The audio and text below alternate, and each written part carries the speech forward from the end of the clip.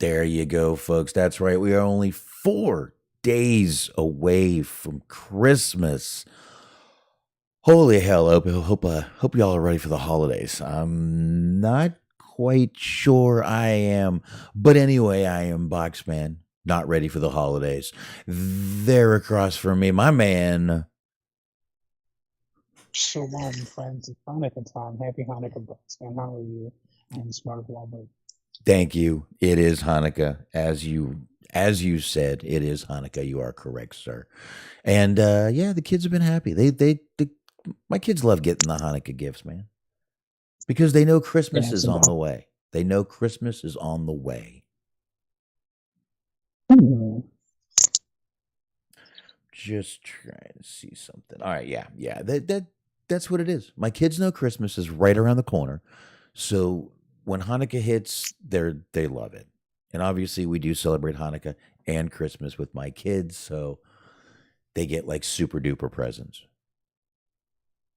Very nice. Well, we've already had two Christmases. They have one more, plus they get Hanukkah. Hmm.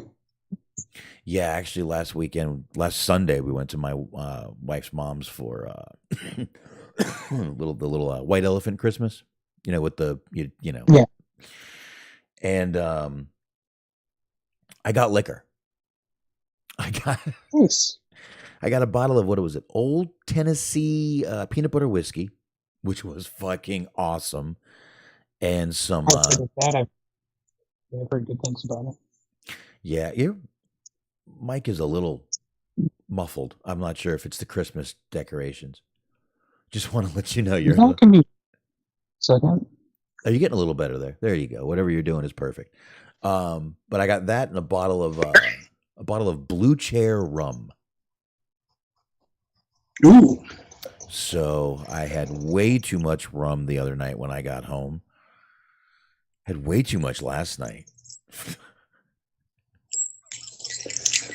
I wasn't planning on drinking, yet I started drinking. I've actually had 2 shots tonight, but I've got beer. Now I've got beer, just a few beers. But I don't know, man. Christmas is always fun, but this week we actually ended up we're moving the office this week, so it has been a rough week for me. Oh no. And now I have an even longer drive to work and home. Like an hour wasn't long enough. So put it this way, tonight I left the new office at exactly 5 o'clock. I got home at 6:35. Which gives me Yikes. which gave me 25 minutes to eat and turn on wrestling. And what happens at 6:57?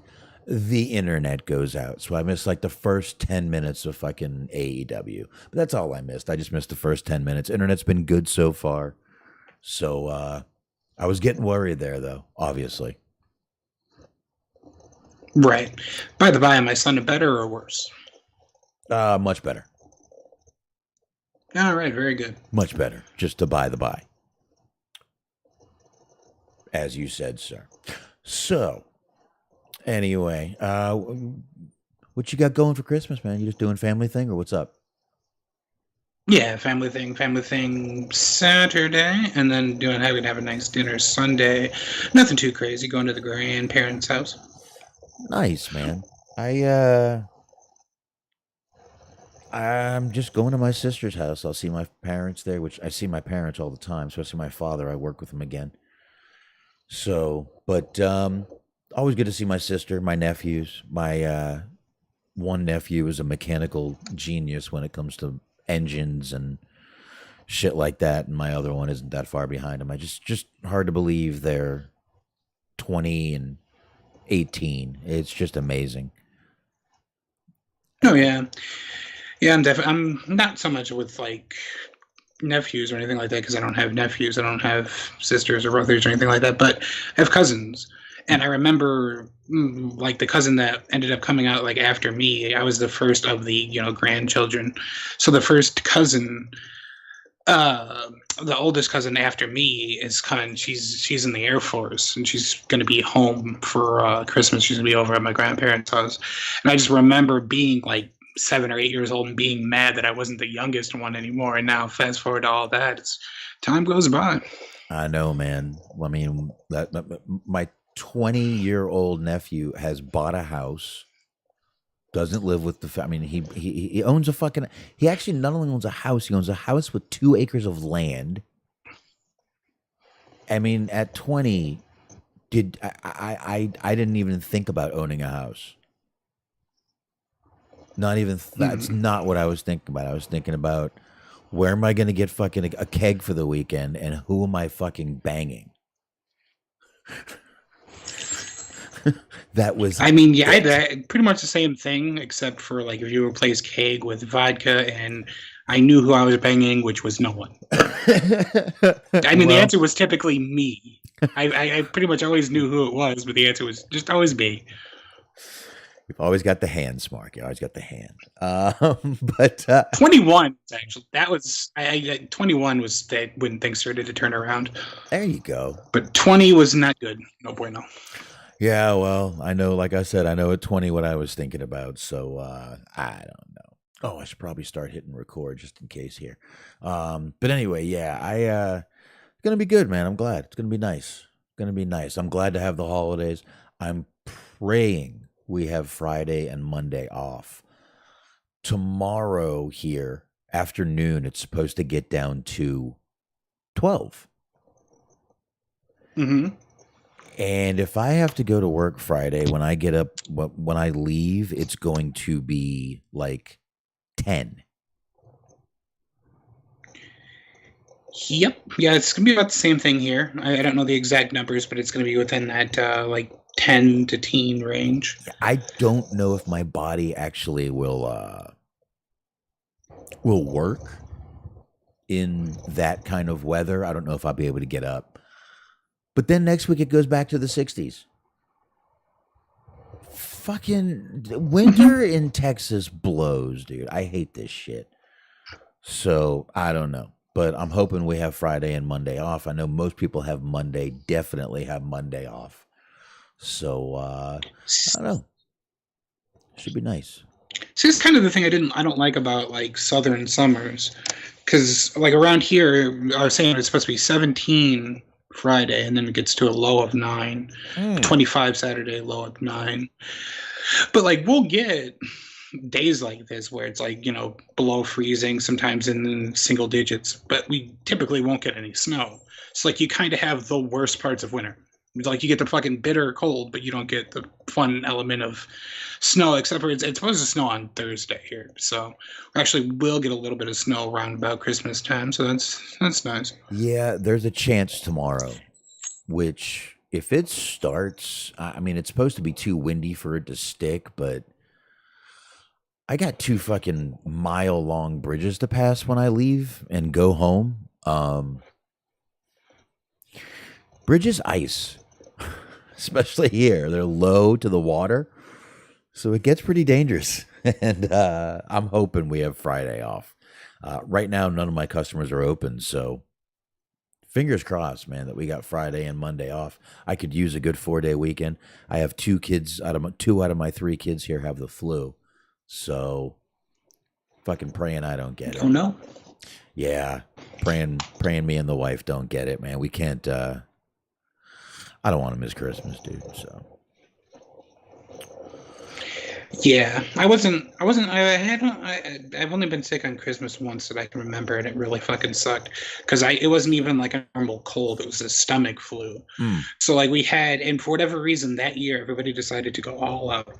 Like there's all kinds of, we had like chicken and lasagna and ham and all kinds of like just fucking extravagant food, and there's all kinds of desserts and shit, and I couldn't eat anything, like just anything. Basically, like bread was too much. It was just like it was a fucking nightmare.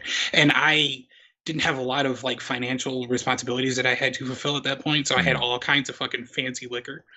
Like I just had a fucking half a liquor store worth of liquor. Just I was gonna try all these different recipes and all these fancy cocktails and shit. I couldn't drink if you paid me Uh, that at that point. So it was miserable.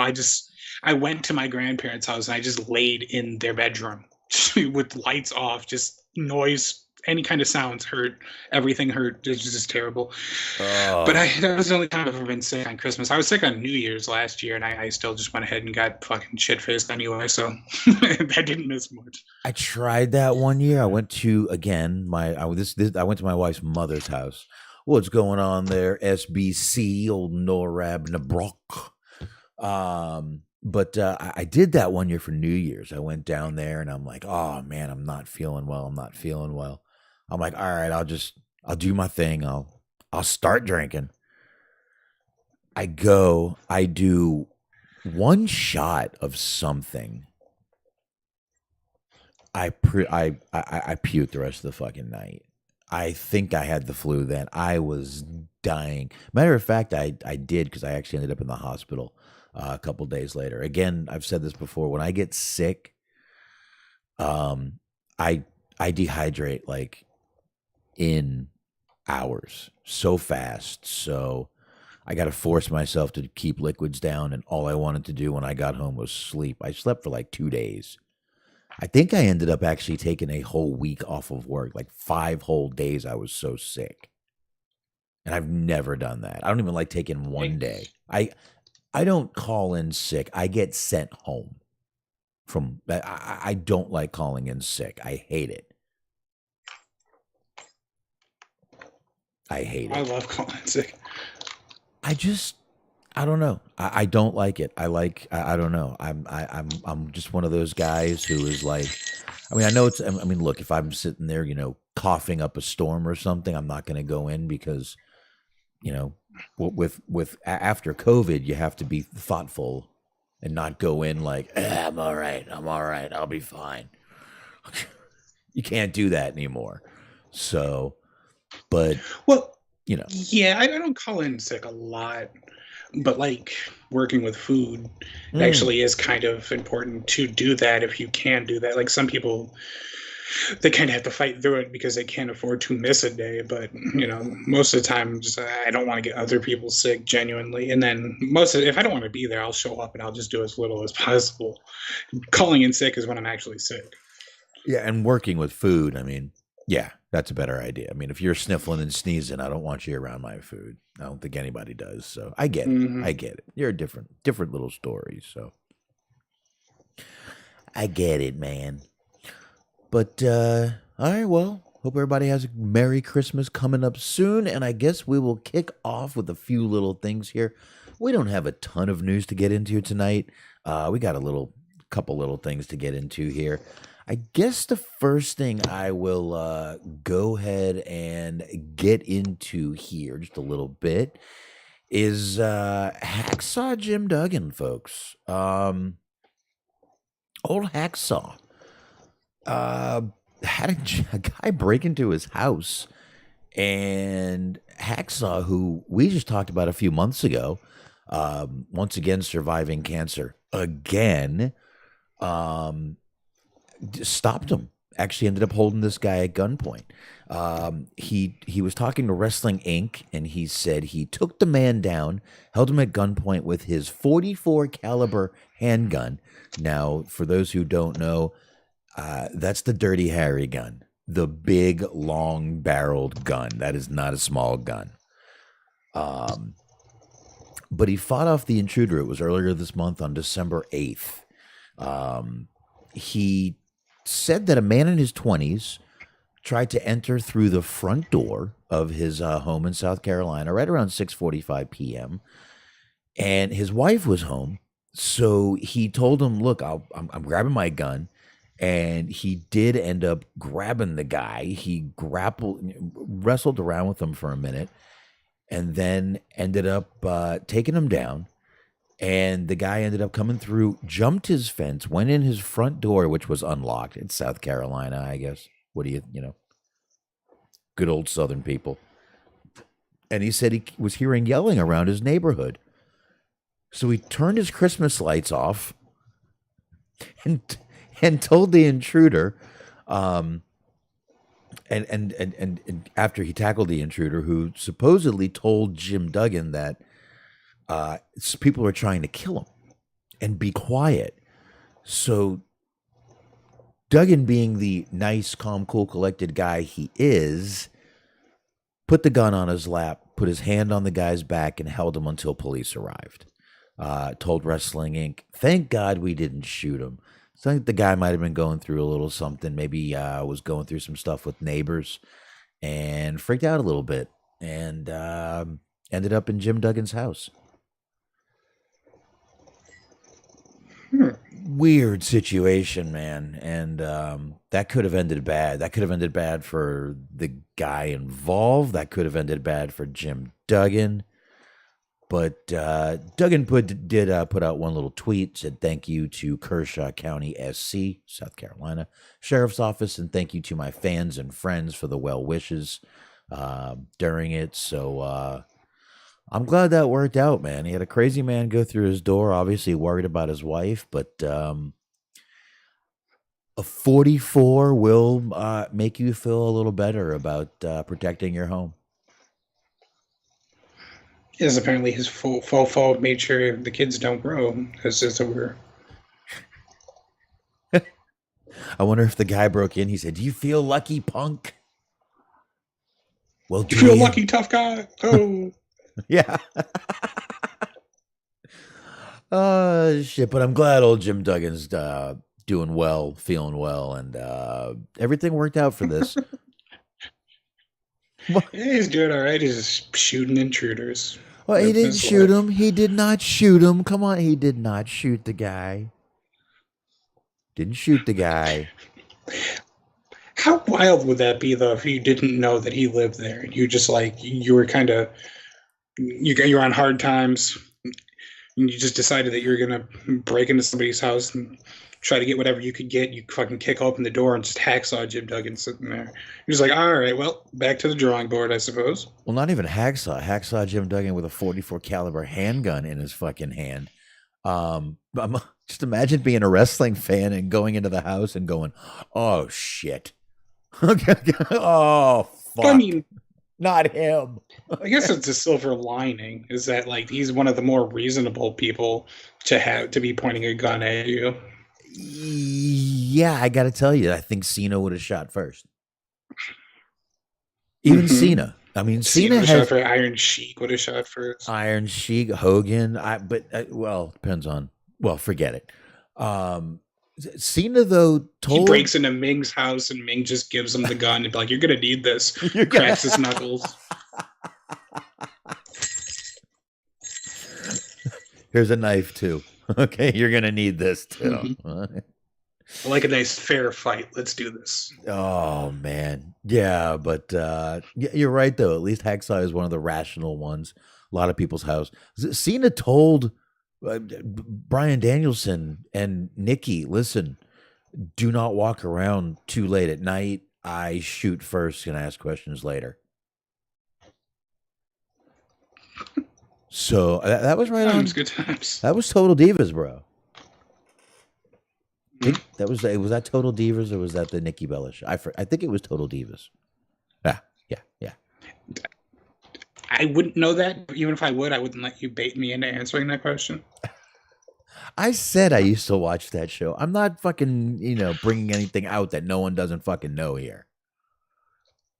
But anyway, let's be happy for Jim Duggan. Everything's okay. And let's be happy the guy, let's hope he gets a little bit of treatment and have some help. And let's be glad, as Jim Duggan said, thank God he didn't shoot him. So good stuff going on there. Good stuff for old Hacksaw Jim Duggan. There you go. So I guess since we're talking about people who are doing well, if anybody was wondering, we did get a little update on Matt Riddle, and here it is. This does not look like rehab, folks. Does it? I don't think so. The song, I love how the song going on was Crazy Town Butterfly. He does need rehab. He Uh, definitely has problems. I know. If you look in the tweet, the tweet right. This is the Instagram post. You can see that they named the song playing, and he says, "I've been working a lot on myself lately, and have been saying no and setting boundaries for the first time ever.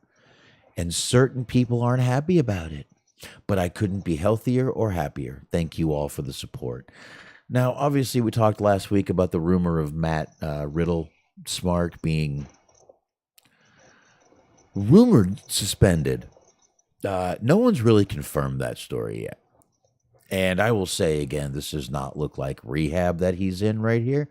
If this is rehab, send me to rehab. Mm-hmm. I'll go to rehab, even with her. Yeah. Now, in doing research for the show, I did decide to check out a video of hers.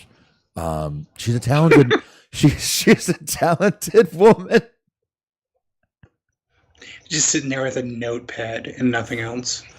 Yes, that's exactly. Again, for the research of the show, I decided to check out the video. Folks, I will do things like this for you. It's how much I care. That's how much I care. I will. True investigative journalism at its finest. Yeah, so I will go through things and watch the videos for you and let you know.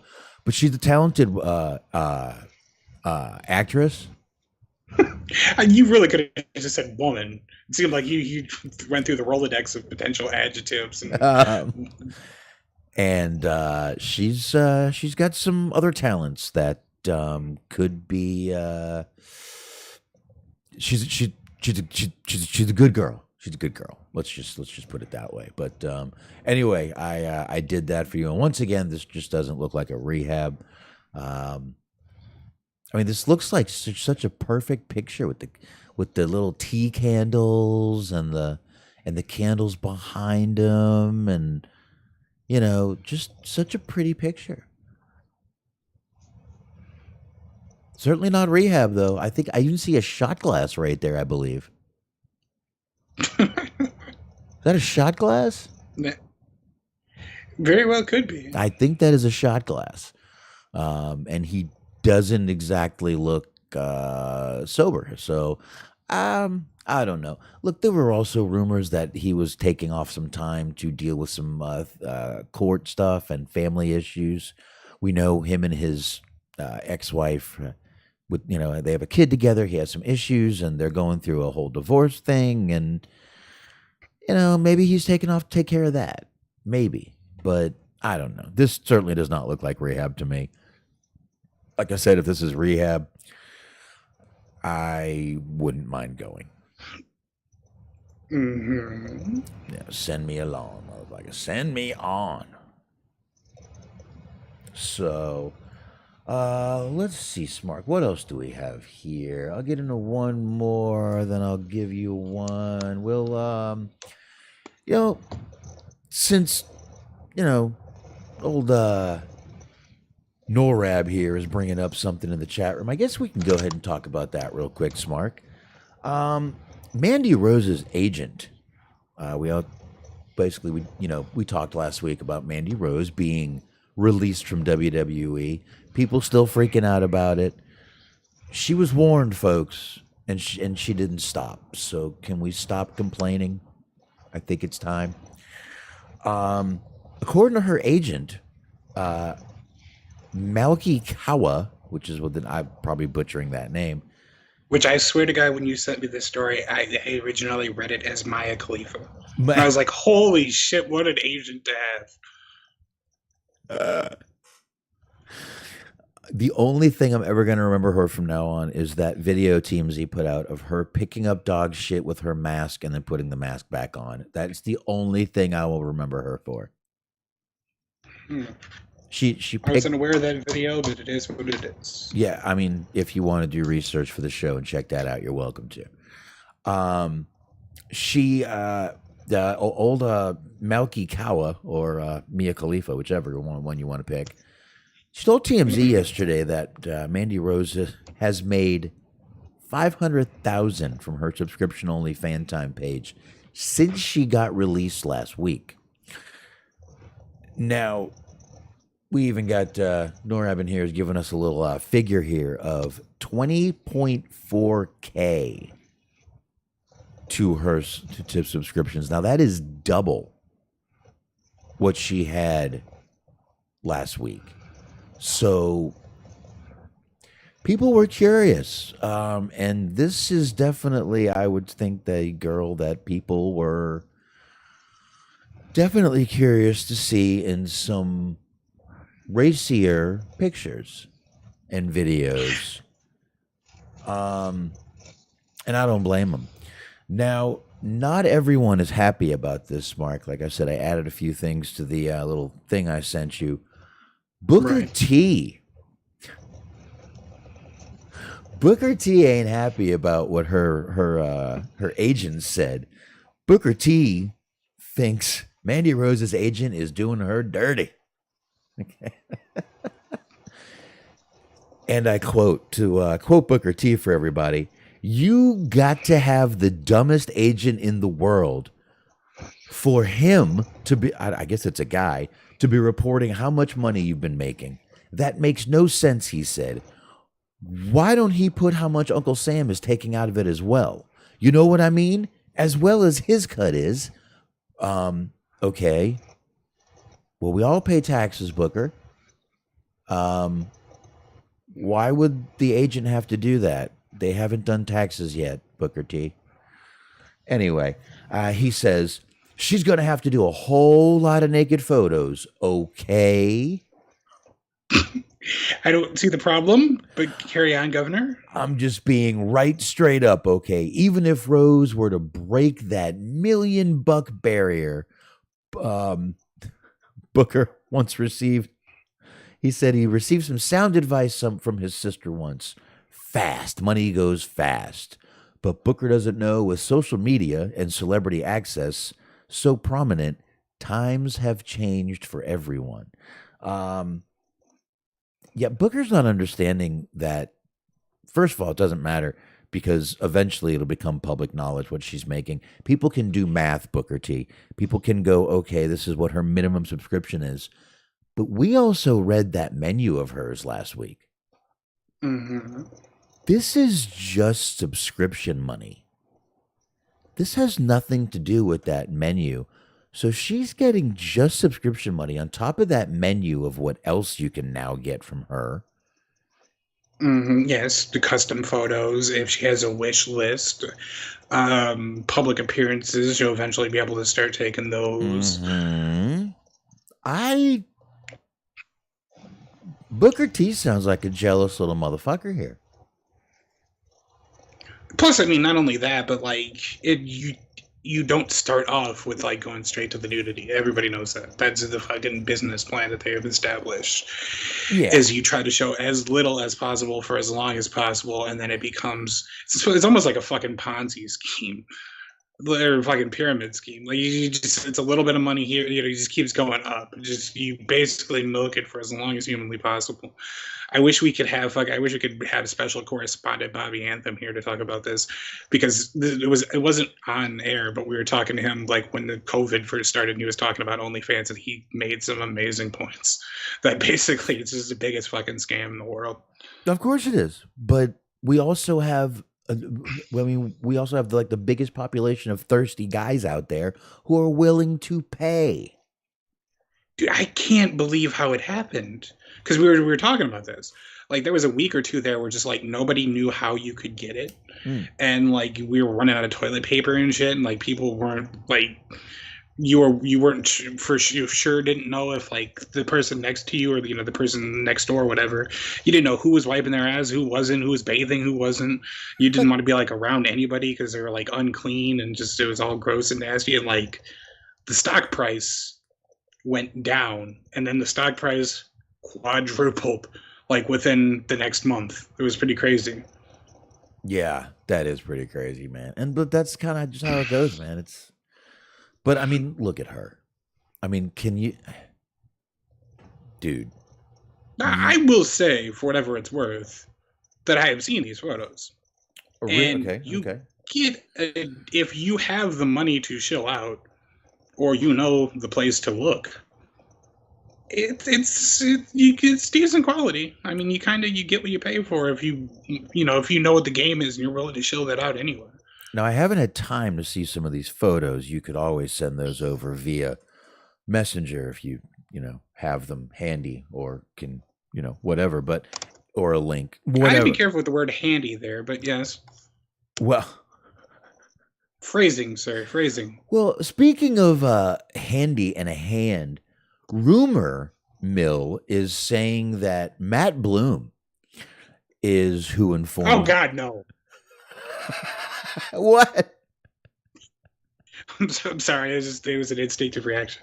You started talking about handies, and you started talking about Matt Bloom, and it was instinct, it was reflexes. No, rumor going around is that Matt Bloom, according to Wrestling Observer here, you can see that right there on the picture, is the man who informed Shawn Michaels about Mandy Rose's premium content crossing the line.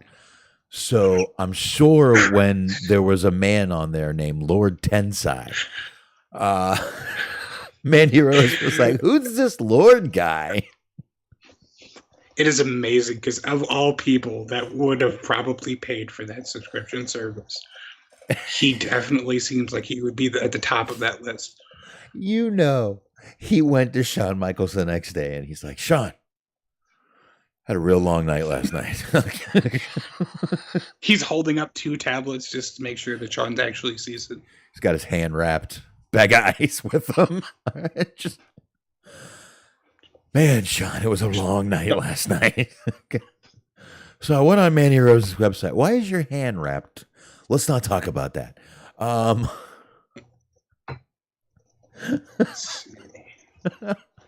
You got to see Mandy Rose's website. It's great. I mean, it's awful. Okay. Imagine being the snitch, though. Imagine dropping the dime like that. That is shameful. Shame on you, Matt Bloom. Look, again, this is all rumor mill. I'm not sure, and no one's really sure if this is all correct or right, or if that was the case. But for some reason, I could just see him being the guy. Be like, look. Oh, absolutely. Like I wouldn't have thought of him, Mm-hmm. but now that you're saying he potentially is the guy, that does seem incredibly believable. It does. Just like, man, he's so thankful he made it through all those rounds of firings. And he's like, man, I got to tell you something, Shawn. I've got to, I really like the girl, but I've got an obligation to you here as your employee. I've got an obligation to the company. And man, she's got some good pictures and a great ass. Okay. It's time for reckless speculation. Do you think he tried to leverage his information and she was not having any of it, so he dropped it on? I don't know if he's that kind of guy, but I wouldn't think so. I mean, let's just make him out to be a complete, total fucking pervert and criminal. Allegedly. This is all allegation. We're funning. Yeah, I mean, he could be. I don't know. It's just, I just have this feeling he had to subscribe to the channel. I mean, I guess these pictures did get leaked by someone who was subscribing to the channel, and he was leaking them on Reddit and everywhere else, which kind of obviously didn't go very good for her. Well, yeah, I could see where that would get you, where this picture would get her. Some people may worry about this picture. It was post-release, so she's taking things well, I suppose. She has a great back picture here.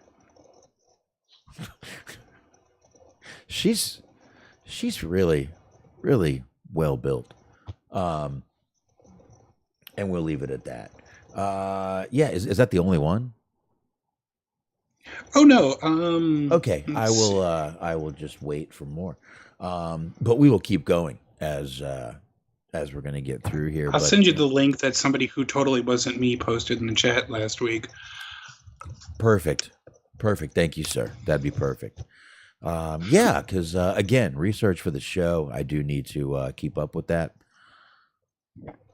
Again, the same reason I watched Misha Montana's videos. Mm-hmm. I have to research. 3.65 gigs? Yeah, it's pretty much everything from the beginning to when she got released. Real? How long has she been Which posting? I've reported all of these, by the way. So How long has she been posting these photos? fucking months. Oh my god, dude. Yeah, let's see. Let me go backwards. I did not know she was posting them for that long. I mean, I figured they saw him, they warned her. I figured this all happened like within maybe like a month or two, but 3.6 gigs is like, wow, I'm having to download. So, oh my god, live streams, pics, vigs, holy shit. Oh, well, see, they they don't start off bad. They don't start off too bad. Just some ass shots, some. That's really how you get some ass shots and stuff like that. Bikini, booty, nothing bad. I want to say like about April or May or so is when all this shit started. Yeah, it looks like she started getting a little. You can see him getting a little racier. She's starting to take off some picture with just a hat over the boobs, and then yeah, they're starting to. Then you're getting real, like really, really real ass shots. Then she's starting to get a little more. Now you're getting naked ass right there. Now you're getting shower shots, hand bra. I like the hand bra picture. Yeah, you can see they progressively. She probably started making the more she took off, the more she was probably making. So she just kept going and going and wow, and going and going. You know, like the Energizer Bunny, She's the little just engine that could. This is a story about stick-to-itiveness. She's stuck to it. If yes, and then I mean, there's this one right here where literally you can see her asshole. Like Mhm. like that, like that's an asshole. Yeah, definitely an asshole. Oh my god, there's a lot of vids. She did a lot of videos. Mhm. Wow. Okay, I will keep up with this. It's like an unboxing video. This is great. This is great. Okay. Well, Merry Christmas, my friend. Thank you. Wow, we have like 30-minute live streams here. All of a sudden, we're just next thing you know, we have to sign off. Well, let me It's just, like, well, we got to go. It's been fun. See you next week. just save this to my bookmarks bar right there. I can get that later, and I can download it as a zip. Okay. Oh no, that's There just you go. live stream. Okay, we're good now. Okay, there we go. Yeah. All right, there we go. Do that.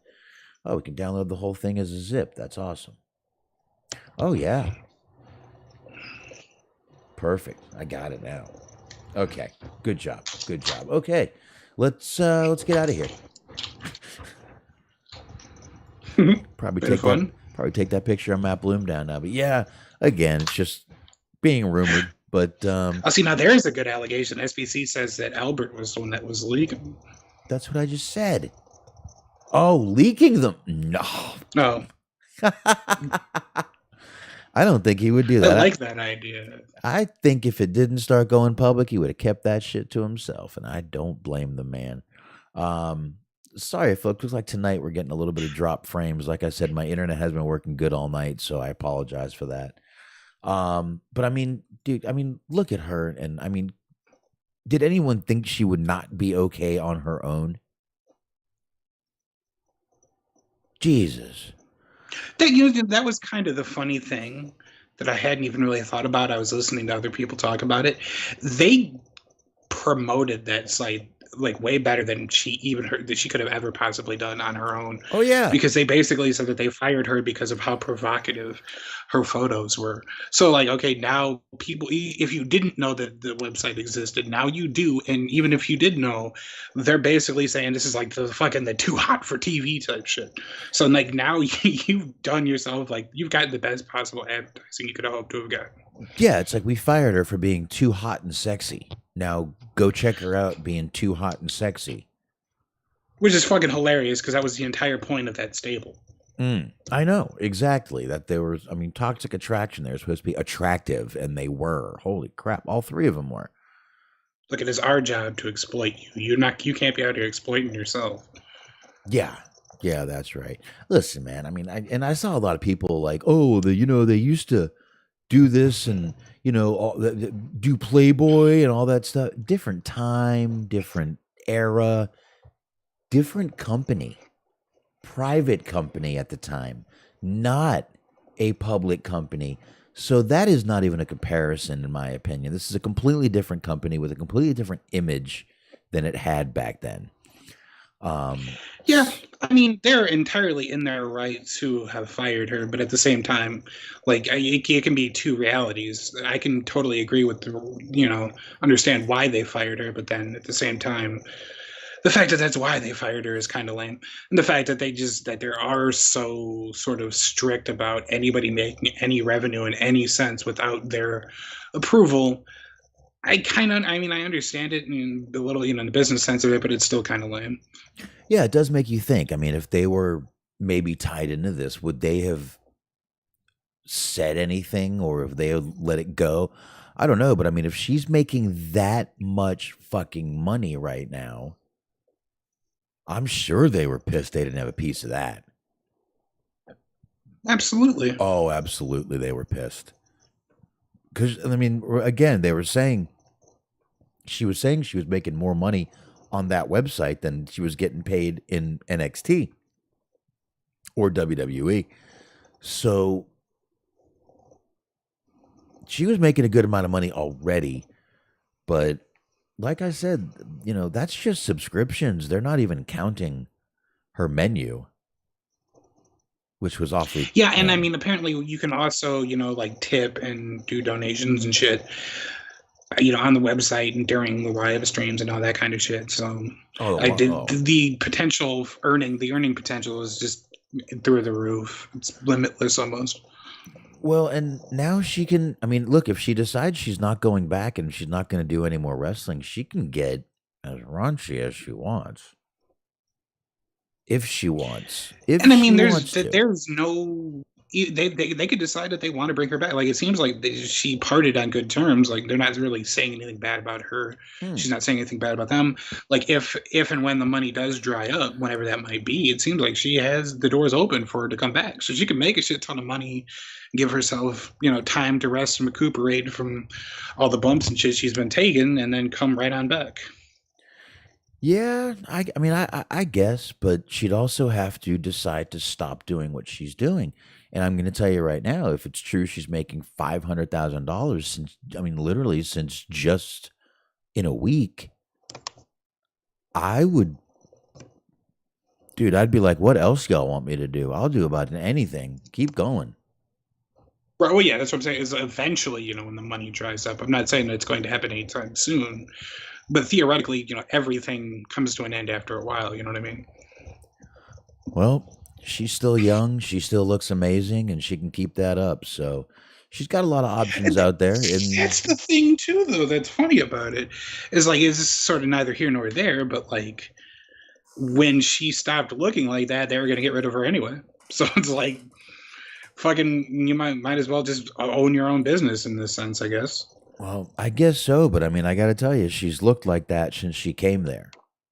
Mm-hmm. Since Tough Enough, when she was on Tough Enough, because she was on the Tough Enough with Eva Marie and JoJo and all those girls. She was on that one. Patrick Clark, Mhm. who we just who both me and Smark decided not to play that fucking audio. If you guys want to listen to it, do it yourself. There's too much music and shit behind it.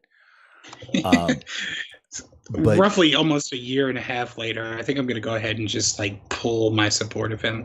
Like the benefit of a doubt has been stripped away at this point. For a while there, I was like, he might not be so bad. I think it is at this point. you take things situation by situation, Smark, like I've always said.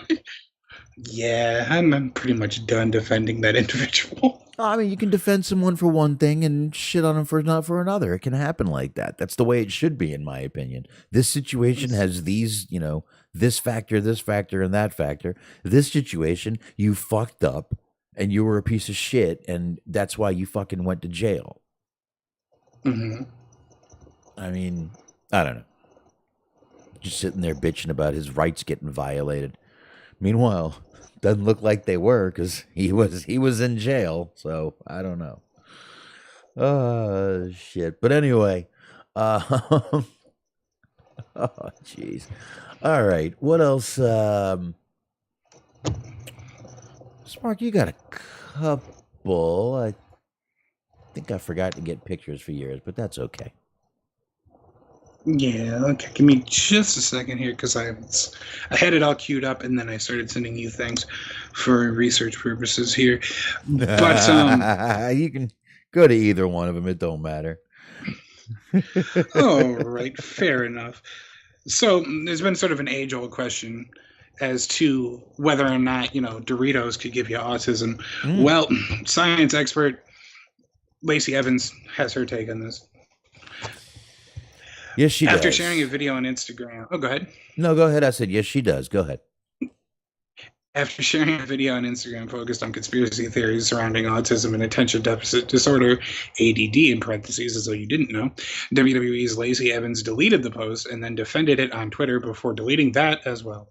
The video featured two men from an alternative health media outlet disputing diagnosis numbers for both autism and ADD, claiming those type of disabilities didn't exist until a certain period of time, pointing to processed foods as the reason. Evans deleted the video and in replying to a Sean Ross that's always really hard for me to say, for some reason tweet about it, said, quote, "I watched a video on the impact of processed food is having on our children. I shared the video. Y'all are insane." A fan later pointed out Evans had appeared in an ad for corn dogs, a processed food before. I actually kind of want to do the research on that. According to the World Health Organization, 1 in 100 children are autistic, while millions of children and adults worldwide have been diagnosed with two different versions of ADD and ADHD. Evans is a member of the SmackDown roster and is undergoing another repackaging. She has wrestled just 3 times in the last 4 months, with 2 of those matches coming in September. So... yeah, Lacey Evans believes that the old corn chips is giving you the autism. Yeah, here's a girl who just kind of came back, is just getting a whole new push. Not only a new push, but the push she was supposed to be getting in the beginning to, they're actually telling her story, which there's literally nothing else you need to do with her but tell her real life story. And they're finally doing that. And now she does this bullshit. Look,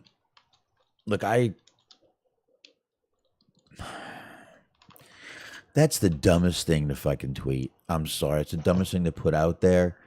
I don't know. I mean, look, there's many.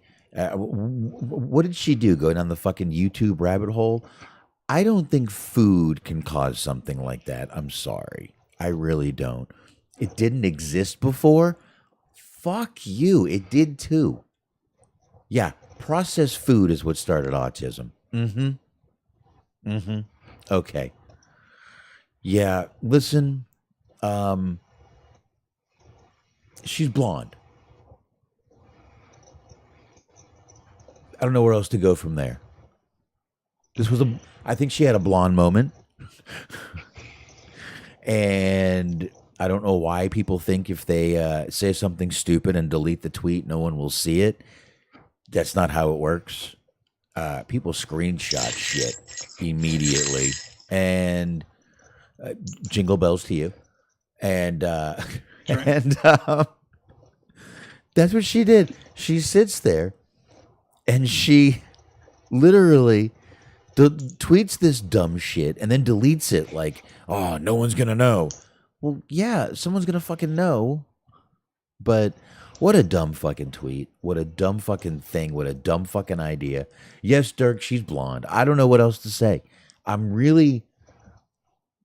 Listen, my wife is blonde, and when she says something stupid, I just go, you're so pretty. You're so pretty. And she knows she just said something stupid when I say that. So that's how it works, man. That's how it works. This is just like, first off, why would you tweet that? But then B, like, why does anybody care? Like, she's not, obviously, she's not a fucking scientist. So it's like, yeah, dumb people say dumb shit all the time. Like, I don't understand what the big controversy is here. Obviously, she's wrong. I'm not saying that she's right, but like, I was seeing a bunch of shit the other day that like people were really upset with AJ Styles for being a fucking flat earther, and it's like, why? Like, you don't have to believe what he believes. Like, if he believes some dumb bullshit, then let him believe dumb bullshit. It doesn't actively make him a bad person. It just makes him the kind of person that believes weird bullshit. Yeah. Yeah. Very true. Yeah, you're right. I mean, AJ Styles believes what he believes. He doesn't fucking tweet about it, though. No. He doesn't tweet out, oh, I just saw the edge of the earth. I almost fell. That wasn't there yesterday. Fucking stupid, man. Dumb fucking shit. I think at this point, it's just a bad idea in general for fucking anybody to have a Twitter. Like, if you're of any sort of acclaim, fame, importance, significance, what have you, the risk far outweigh the benefits. Yeah, and here's the other thing. Listen, I can tweet fucking anything I want, stupid or not. And you know what? It doesn't fucking matter because I'm a nobody. I'm me. I'm a fucking nobody at all. But if you're like a celebrity and you've got a stupid thought that you're like, this could be super controversial, I'm going to just give you an idea. Don't fucking tweet it. Keep it to your fucking self.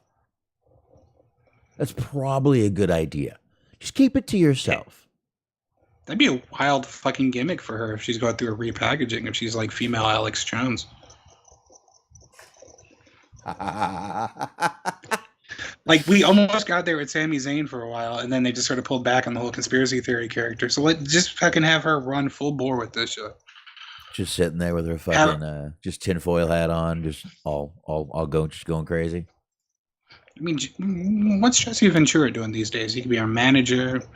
You got all kinds of shit you can do with this. You could, and Ventura, he'd be the guy. Mm-hmm. He'd be the guy. He's Lacey really, Evans just cutting a promo about how tap water turns children gay. It'd be fucking awesome. Well, wait a minute. It doesn't? That would actually, well, shit, we just talked about AJ, like, put them in a stable together. I'm joking, by the way. Just an entire, like, fucking stable of conspiracy theory. That would be amazing. Get back. You bring Kendrick back.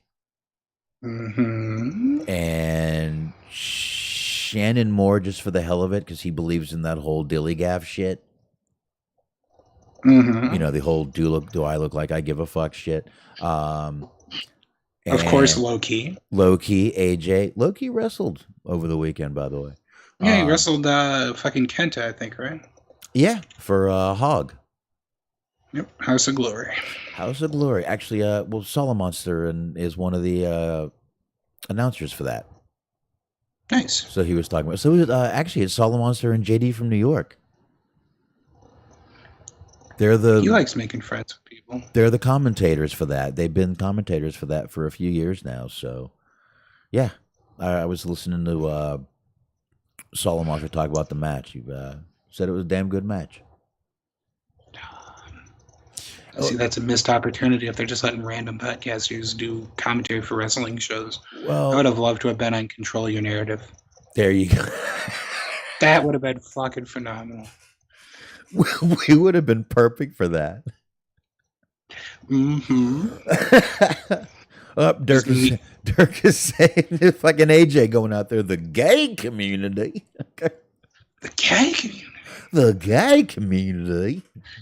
To be fair, he never really got into anything hateful. He just seemed perplexed. It was kind of a question that was out of left field.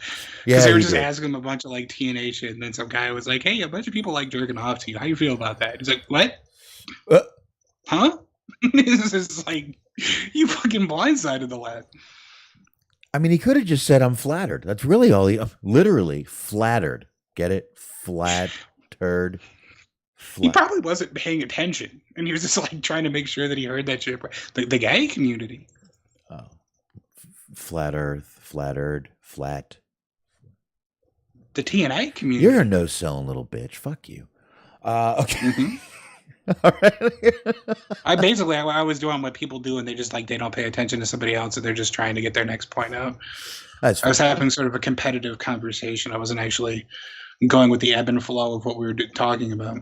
Oh, I didn't realize we were competing. I had no. Well, of course you didn't, and that's why you're losing. You realize I have the mixer and can turn you down completely, right? You'll just be more worried about the gun, but I don't have a gun with me right now. You'll just be sitting there talking. No one will know what the fuck you're saying. No one will know. Mm-hmm. Oh, do you think I don't know sign language? What's this mean? Oh, I know what that means. And no, you're not. Actually, believe it or not, my mom does. I don't know any myself, but my mom does. Really? Oh, yeah, she used to work with people who had certain handicaps and things like that, so she knows sign language and other such things. I do like watching those videos. You have like these like the kids going to like Disney and stuff, and like one of the characters knows sign language, and you see the kids' eyes light up, and I love watching those videos. Mm-hmm. I really like watching sappy, cryy kind of videos. Like those videos get me. The soldiers returning surprise videos always fucking. I love those videos too. Those are great. I just like watching those. Any videos with kids just always cheers me up. It's great. It's great. But those soldiers coming home videos are the best, man. I love those. Those are fucking awesome to watch. So, but anyway, I guess this is going to be a relatively quick show tonight because we don't have that much news left. I got a couple little things. The rest of the stuff I have to get into here is pretty small. We don't need to really dig into a lot of it. One thing we will mention really quick is Koko B. Ware. It was announced today by the Twitter account of the Wrestling Collection. Now, that's a branding and a creative agency that's actually owned by Ted DiBiase Jr., but he actually has a lot of clients like Mike Rotunda, the estates of Junkyard Dog, the estates of King Kong Bundy, and IRS Mike Rotunda, of course. But they did announce that Koko B. Ware. They said They said WWE Hall of Fame inductee Koko B. Ware is currently hospitalized with an unspecified medical issue at a facility in Mississippi. Join us as we keep Koko and his family in our prayers this holiday season. # pray for Koko. Yeah, that's pretty bad, man. I don't listen, was Koko B. Ware one of the best in the ring? Maybe not, but yes. he had an incredible gimmick. People loved him. The crowd lit the fuck up when he walked out and came to the ring. I've even heard people say that, be completely dicks and go, the bird was over, not the wrestler. Motherfucker. The bird didn't talk or wrestle, so shut up, okay? Oh, man, I wish it would have. Oh, exactly. But fucking wrestling bird. That would have been fucking money right there. I could just, dude, Vince would have pushed that thing to the fucking moon. So, Well, I mean, there was Summer Rae for a while. oh, you know. Ouch. Da-da-da-da-da-do. Yikes. We haven't been sexist enough on this show tonight. Oh, she's great. I love her. Oh, there you go. There you go. Actually, she looks a lot different now. Yeah, I mean, I thought she looked great before. I'm fucking around. Yeah, I mean, you know, you would kick her out of bed for eating crackers. Yeah, absolutely not. People can see me, so I mean, I'm not trying to act like I'm better than anyone else. Not right this second, they can't. We have Coco. Oh, good. I got Coco's picture up here right now, Smark, so you're okay. Oh, yeah, I am not Coco Beware. No. But yeah, man, what a rough time to be, right before the holidays. And not that there's ever a good time to be hospitalized, but right before the holidays is never a good time for something. So hopefully he kicks out of it. And unspecified, actually, why does that actually worry me more than anything? Because it could be anything. You're just kind of left to draw your own conclusion. Maybe that's what it is. I don't know, but I don't know. Like they said, let's all just keep Coco Beware in our thoughts, and hopefully everything will be okay. Hope I don't hear any more about that, anything worse. So we'll go from there. But again, like I said, we didn't need to spend much time on that. Let's see. What's up, Christopher Kane? Yeah, Ricky Starks is starting to get much more comfortable on the mic, and he was dressed exactly like The Rock tonight. But what are you gonna do, right? All right, we'll get into that in a little while. Okay, two quick things. Both of these have MJF tied into them. First of all, I don't know if you saw this or not, Smark, but Enzo has decided that for some reason he's back in the spotlight and talking shit. I don't know why, but he thinks that he would brutalize MJF in a promo battle. Here's exactly what he said. I hope he made Burberry a lot of money, but he ain't seeing any of that money. I sold t-shirts that said certified G on them, and I made $1 million before I was 30 years old in this business. I don't need contract disputes. Wait a minute. I didn't need contract disputes because I did that shit on a rookie contract with merchandise sales. Don't ever compare apples to oranges. Don't ever disrespect me. 5 minutes. Brutalize him. You give me 5 minutes on a live microphone, I'm trending #1 in the world. When is the time you drew a 2? When CM Punk got there is when they drew a 2. If I show up on that screen, you're getting the #1 trend in the world, guaranteed, with or without MJF on the screen. I didn't have to be there when Cass showed up and he trended. And I trended #5 on my fucking couch. It wasn't Wardlow trending. It wasn't Cass. It was Enzo trending. So Smark, Cass, or Enzo, MJF. That could be good. That could be really good. But I don't think he would do the damage to MJF he thinks he could. Unless it was in WWE.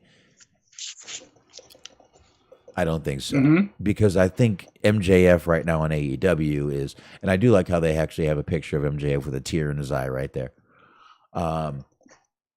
If you could just go back to my camera real quick. Oh, hold please. Mm-hmm. I can, and I will. Okay. That's a picture of a 2. You got a 2. You drew a 2. I drew a 2. Smark has drawn a 2 for us, ladies and gentlemen, which means we are now trending. That's right. Uh, It wasn't that hard. no, not at all. Christopher Kane, I agree with you. Enzo versus MJF in a promo battle would be very entertaining. That could be very good, as Dirk just said. I just don't know if it would go exactly how Enzo is thinking it would go at this moment. Maybe, but I don't know. I don't think it would. I think MJF is a little more cunning than he's used to going up to on a mic, number one. And usually I would assume when people were going up against him on a microphone, Enzo that is, they had a script to read. So I don't know. I would like to see it. I don't think Tony Khan would bring in an Enzo. I think he's got enough. Oh my God, how do I say this without being offensive? Whiny little bitchy babies backstage that he doesn't need another one. Hey, I think you nailed it. You think so? I mean, again, I don't want to offend anybody, but he does.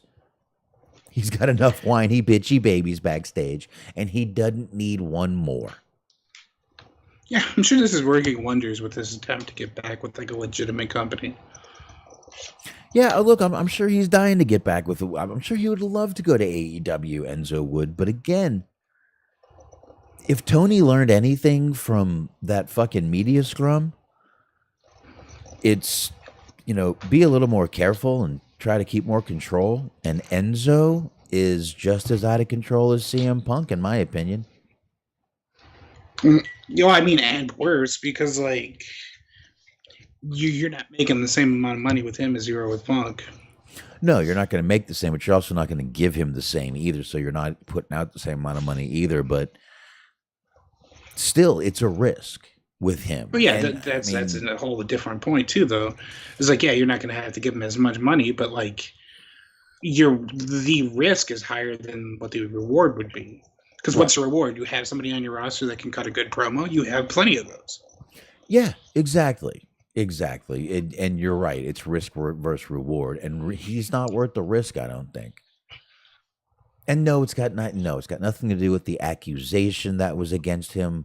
It's got nothing to do with that. It's the fact that he was, it was reported many times by Meltzer that MJF was a fucking problem backstage. Or I'm sorry, Enzo was a fucking problem backstage. What we saw on television was Enzo 24/7. That's got to be annoying as fuck. Sure. So, yeah, the promos would be great. Everything would be great. It would be fun. It would be entertaining. But like you nailed it. Risk versus reward. And I don't think there's enough of a reward with Enzo. Like another perfect point you said. He's not bringing in the money that CM Punk was bringing in. CM Punk actually got them, a big rating. CM Punk drew them a 2, as Smart just drew us 1. But there it is right there. But maybe that's what he needs to do. He just needs to get into like a series of like Dr. Seuss-esque books. Enzo drew a 2. Can you? There you go. Can you draw a 2? Can you pack the house? Can you do it with your spouse? Can you get dumped by Liv Morgan? Will you be wrestling for Billy Corgan in about a month? I think so. How about you? Can you draw a 2? Ooh, that was good.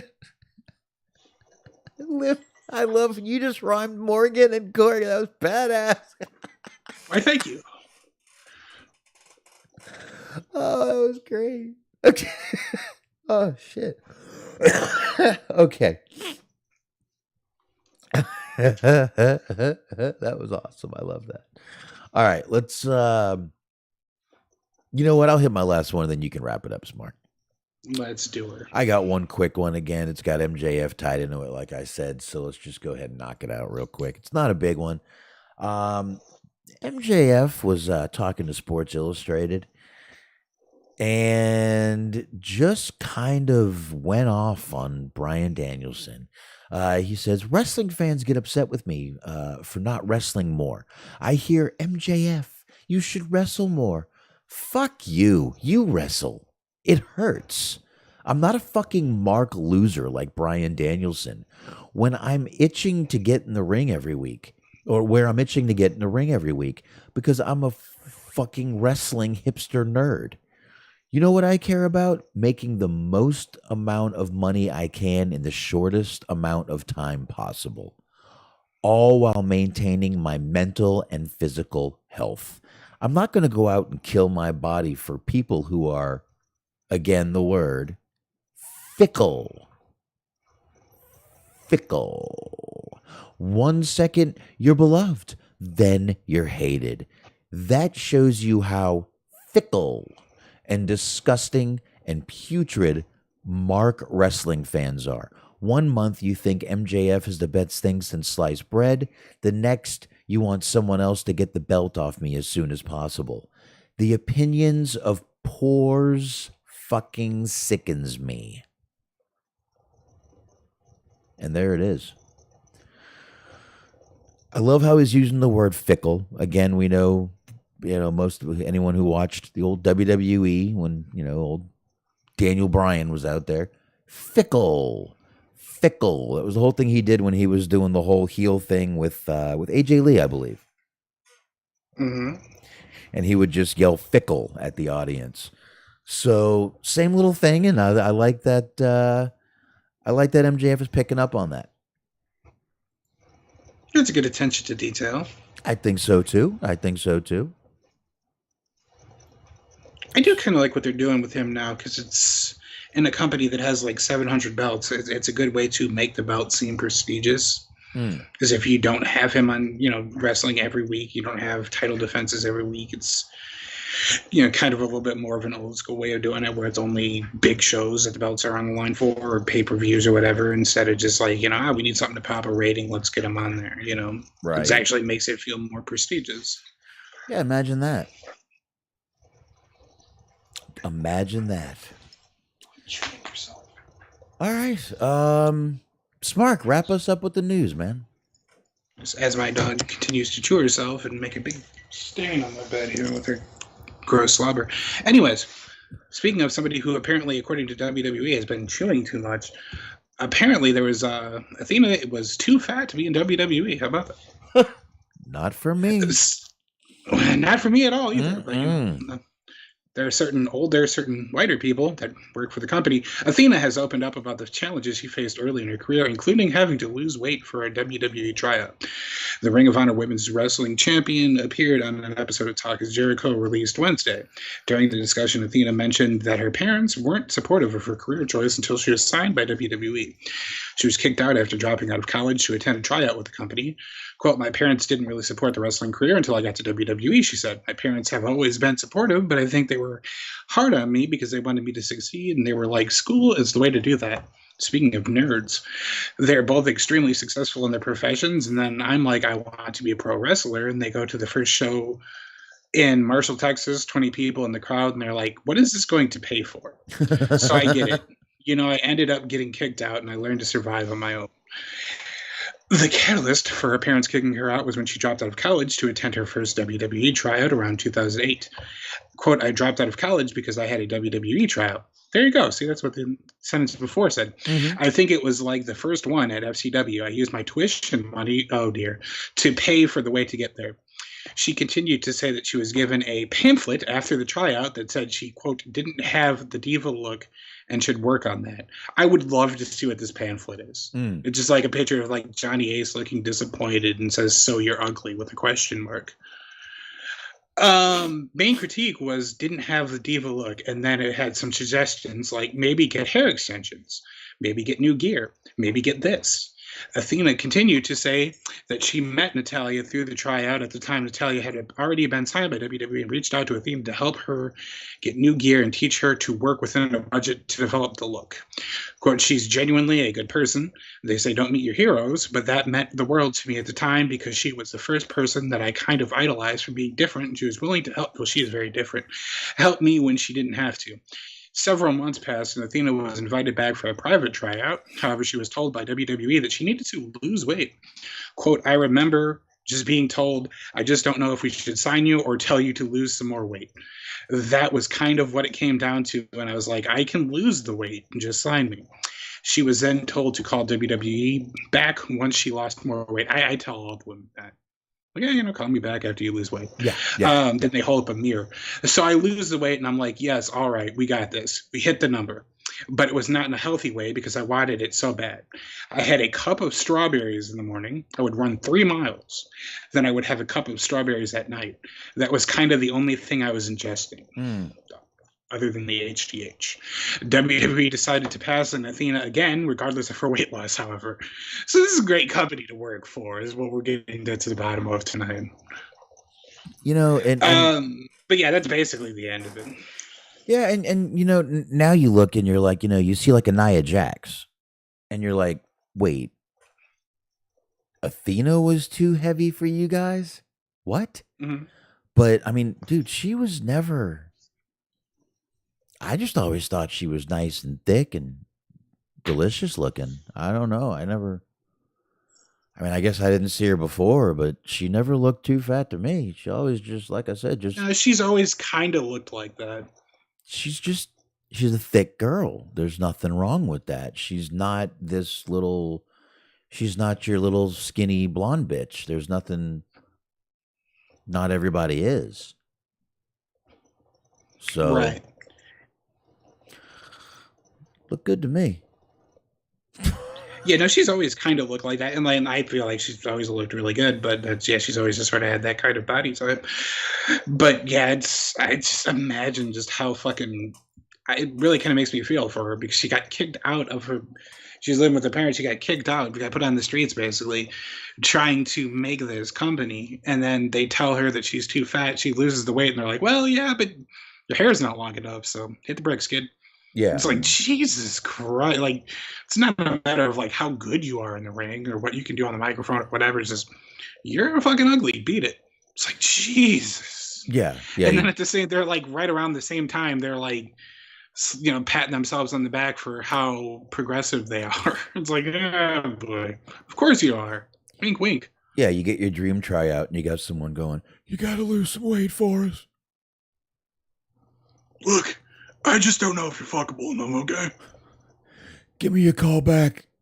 I like you a little thinner. Meanwhile, you've got like fucking Brodus Clay's walking around behind him as he's saying that.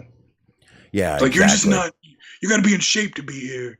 Fucking Big Dick Johnson comes walking around.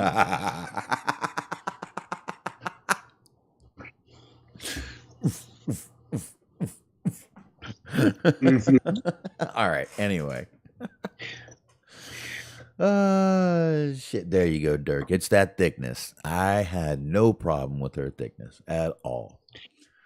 I mean, that's kind of unfortunately, that's always how they've felt about shit like that. Because, like, I remember, back in the day, Jim Ross, he was tasked with the duty of having to tell Kong that she was too big, which. In hindsight, knowing what we know about Kong, I do not envy that at all because that seems like you're walking to the fucking gallows. Especially if you're Jim Ross, because I mean he's not, in best of shape. So just sorry, kid, but you're telling me you use the barbecue sauce too much.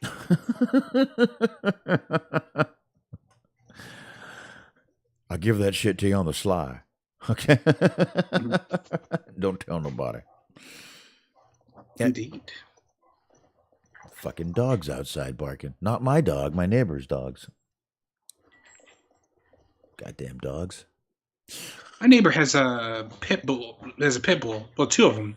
But the pit bull had a puppy. So that's how we get the 2 pit bulls. And they keep coming over into my yard. Just, I don't really care because they're non-violent, but it's a cute puppy. Yeah. I don't know what they have next door, but they leave them out all night, and it's like not exactly warm outside right now. Like, let your fucking dog in. Yeah, I mean, it is what it is, but I don't see the point in getting a dog, getting any pet really, if you're just going to keep them outside. No, those are called fucking wild animals, and they were already there before you bought or obtained a pet. Yes. So leave them alone. I And hope dogs are they'll- not like children. They need to be able to be inside. They need love. Right. No cages. Again, not like children. All right, we get it. You don't like your dad. Stop. I'm working through trauma. How dare you? Jesus, get some Speaking of fucking dogs. therapy, Mark. All right. Anyway. All right. It's cheaper this way. I know it is. All right. Well, I guess everyone's talking AEW in the chat. I hope y'all. I bet y'all can hear these dogs out here barking. I hope not. If you can, I apologize. But they're loud. Like, There she is. Oh, no, she's gone now. I mean, I could stop them, but I mean, you'd hear a Got their gun. You'd tail. hear some gunshots. So. That's, Yeah, I'm gonna encourage you not to shoot your dogs on there, oh, or I'm shoot not, the neighbor's dogs. oh, I'm not in city limits. I could. Anyway. Well, it wasn't a question of ability. It was just sort of a morality argument there. The chat room is baffled on how Athena is too thick. They're baffled. We are too. I don't know if you, I just want to just clarify. We are Oh, I baffled think also. She is not. I don't think she was ever too thick. But again, I never saw her back. I don't think she could get too thick. She's just got those thighs. Them thighs. There's nothing wrong with those thighs. They don't look like Big E's thighs. So everything's fine. Anyway, let's Yeah, get. and like Christopher Kane said, the Keita Lyons is in NXT now, and that's why she's there essentially, is because she's so thick. Oh yeah. But it's different. It's a different time now. I mean, I don't know what exactly changed completely, because it kind of, like, the story goes on to basically say that, like, when Triple H took over, it was a little bit easier for her to be in NXT, but then when he stepped away, Vince's people took the reins, and it was kind of the same shit all over again. But it's just, I don't know, it's a mindset. These are the kind of people, they have a very narrow perspective and a very narrow view on what attractiveness is. Yeah. And, for a long time there, basically the only way that you could get a job with the company was if you were blonde with giant fake tits. And it was always funny to me because they were sitting there, like, even back in the day, I was watching, and it was like, Attitude Era. And they would have contests, they'd have like the swimsuit contest or whatever. And it'd be like, man, wasn't the hottest one Sable? And it's like, not really. I was kind of looking at Jacqueline, but hey, you do you. Yeah. Exactly, man. And I mean, Christopher Kane, like you said, he brought up Nikita Lyons. Her whole gimmick is she's thick. Mm-hmm. She doesn't take many pictures of her front side. Most pictures is her, turning around with her ass showing.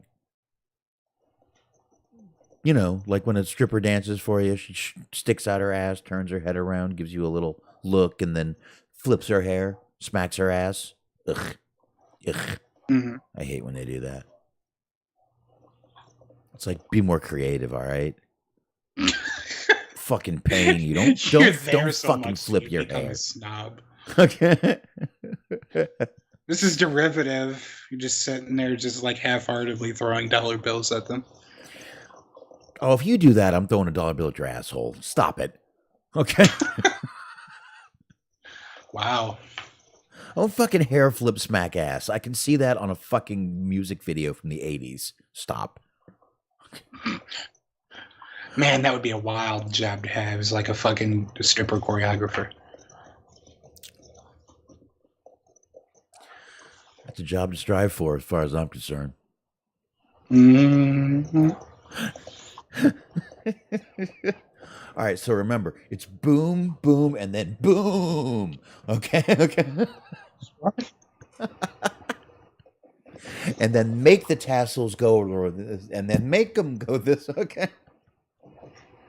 Those are the old strip You know bars. what? I have a question for you since we're Okay. talking about this, and since I know you enjoy talking about your time supporting small businesses, local industry. Right. Did you or would you do you like eating there? Because I personally, or maybe not do you like is a question, but have you eaten there and have you done it at any level of recurring frequency? Because I'm like personally, just me speaking, I don't care if you're attractive or not. I don't want you to be fucking naked and be making my food or handling my food. Like it's just the Well- hair can go in places and I don't want it. I don't like it. Okay, well, first of all, the girls don't cook your food. Well, no, but like there's still it's just it's close proximity. I did, but they made a point to kind of let you eat when you were eating at the place where I went. They were very respectful of you eating, and they wouldn't completely stay away from you. But I mean, if you had food on your table, they weren't going to fucking start walking on your table and dancing on top of your food. They weren't going to do that. That's most places I ever went to. I honestly, the only thing I ever did is the place that I used to take my customers to this place, the Booby Trap. I've mentioned the Booby Trap, but that's how I started going so much. Is I took my customers, and what would happen is we would go at like 12, 1 o'clock on a Friday. Neither one of us would end up fucking going back to work. Next thing you know, it's 7 o'clock. 7 o'clock is shift change. I have no idea why, but I just pictured that being like a shift change in hockey. Where No. just like motherfuckers like skate off to the bench and then another motherfucker skates right back in. No. Shift change is the best time at a strip bar because you have double the women. Interesting. Okay. So it was a great time to be there. So we would stay, and that's just kind of how I got to know like the day crew and the night crew. So the day crew knew me and they would treat my customers like fucking gold. The night crew knew me because I would go at night on the weekends.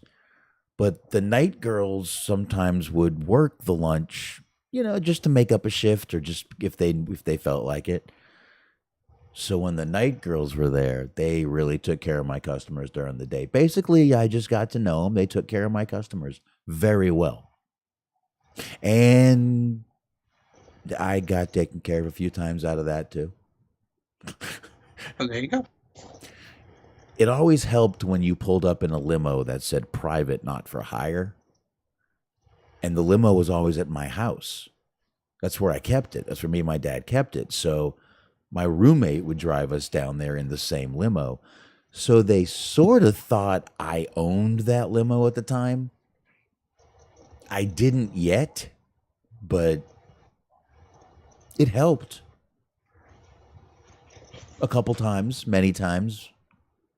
It helped. So, on that note, folks, I guess we will get into AEW since everybody was. There's a place let's see, Christopher Kane saying there's a place I went to in Texas. It was like Hooters on Max. I'm going to guess that was called Redneck Heaven. There's also Twin Peaks. There is Twin Peaks, but Twin Peaks is like Hooters on Hooters. But if you want really like Hooters on steroids, I bet he went to Redneck Heaven. You can literally do a shot with a goldfish in it. You do a goldfish shot. See, I don't know. Like, again, I don't know. Maybe I'm focusing on the wrong things here, but like when it comes to like Hooters and places like that, it doesn't necessarily intrigue me either. Because I worked at a place and she was a very nice girl, but she was the most wildly fucking incompetent person I've ever worked with. And it wasn't even like she wasn't a lack of trying. She just genuinely, it didn't seem like she knew where she was at any given time of the day. And it wasn't because of alcohol or drugs. This was her being sober. She was just wildly incompetent. She had no idea what the fuck she was doing. She ended up getting a job at Hooters, and then she was like there for years. Like she became like one of their best employees, which like really makes me wonder their standard of quality. Yeah. Oh, now he's saying it was located near the airport, or the football stadium. The only other place I can think of near the football stadium would be a place called Bombshells. which it could have been. Like at one point, this girl told me that she lost her paycheck. Oh, Like the day we got paid. Because I was like, because we had started together, we were training together and all this shit. And I was like, yeah, so how's the transition going? You getting everything okay? How you liking it? Here's, I lost my check. I was like, that's not what I asked. And how did that happen? just look at her and go. And apparently she genuinely has to, like, she said that she put like a checklist at the door before she leaves every day. That's like, do you have your cell phone? Do you have your keys? Do you have your wallet? Do you have clothes on? Like just shit like that. It's like, That's again. yeah, I you don't know. Just look at her and go, "You're so pretty." And that's exactly what it was too. She got hired because she was really hot. Yeah, you're so pretty. Just tell him that, and trust me, Smark, it might have worked. You should have done it. Actually, by the by, I ironically enough, I had found, and I wasn't even looking for them. It was just purely coincidence. You remember those like revenge websites that used to be prevalent back in the day, a couple of years ago? Yeah. I had started the job, and I had met her like once or twice before. I actually found photos of her that like her ex-boyfriend or something had posted. So it was weird because like I had met her once or twice, and then I had already seen everything that needed to be seen. So that sort of gave me an upper hand, like a little bit of an upper hand. Yeah, very nice. Because like when you've already seen somebody like completely naked, it just sort of it gives you an interest, like an extra level of negotiating power. Because it's like, well, if this doesn't work, I've already seen what I want to see anyway. So I'm playing with fucking house money at this point. I once went to the strip bar on a Sunday night because it's what I used to like doing. Sir, that is a day of the Lord. Well, I know. Well, I'm Jewish. Oh yeah, that's right. So I went on now Sundays at 6:00 for 2 hours was amateur night. I know that's not what you meant, but I so badly want it to be open mic night, but for strippers. That's what amateur night is.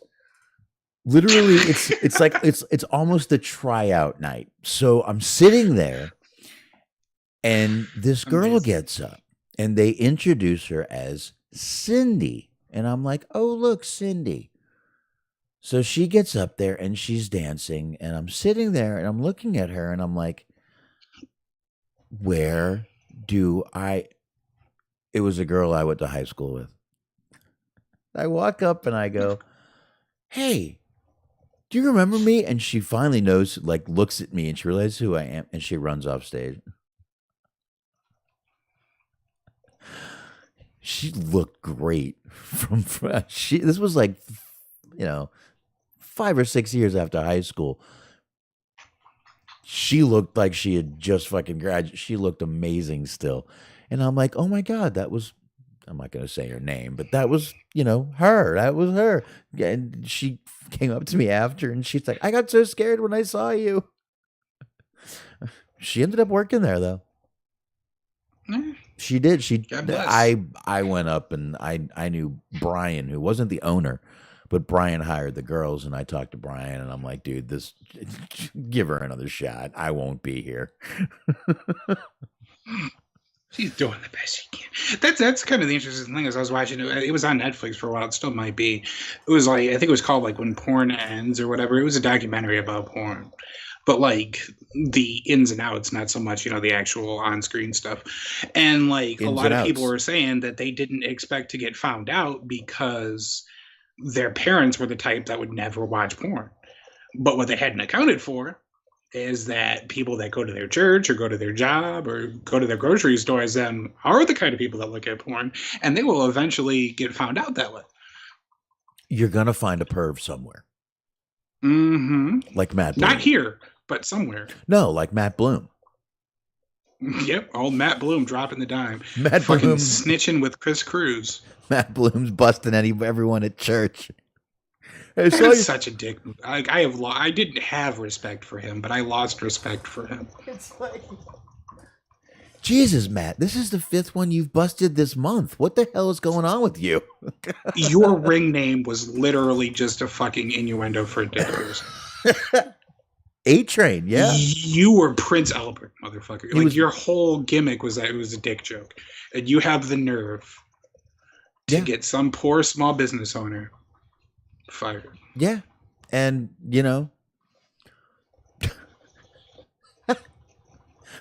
just imagine Matt Bloom going to church. Matt, why do you keep finding these girls on OnlyFans, and what are you doing there? Just shows up to me. The Lord tells me where they are. Anyway, let's get to AEW and then we'll roll on out of here. It's already been on for an hour and 35 minutes, so I didn't think we'd be on this long tonight. But AEW, Dynamite. That's right, folks. Obviously, it's the holiday season, which means it was AEW Dynamite Holiday Bash. Yeah, not a bad show, actually. I thought it was a pretty damn good show. Couple weird segments. We'll get to them. Now, I missed about the first 10 minutes, Mark. When I came in, Ricky Starks was in the ring dressed like The Rock and talking shit to Jericho and the Jericho Appreciation Society.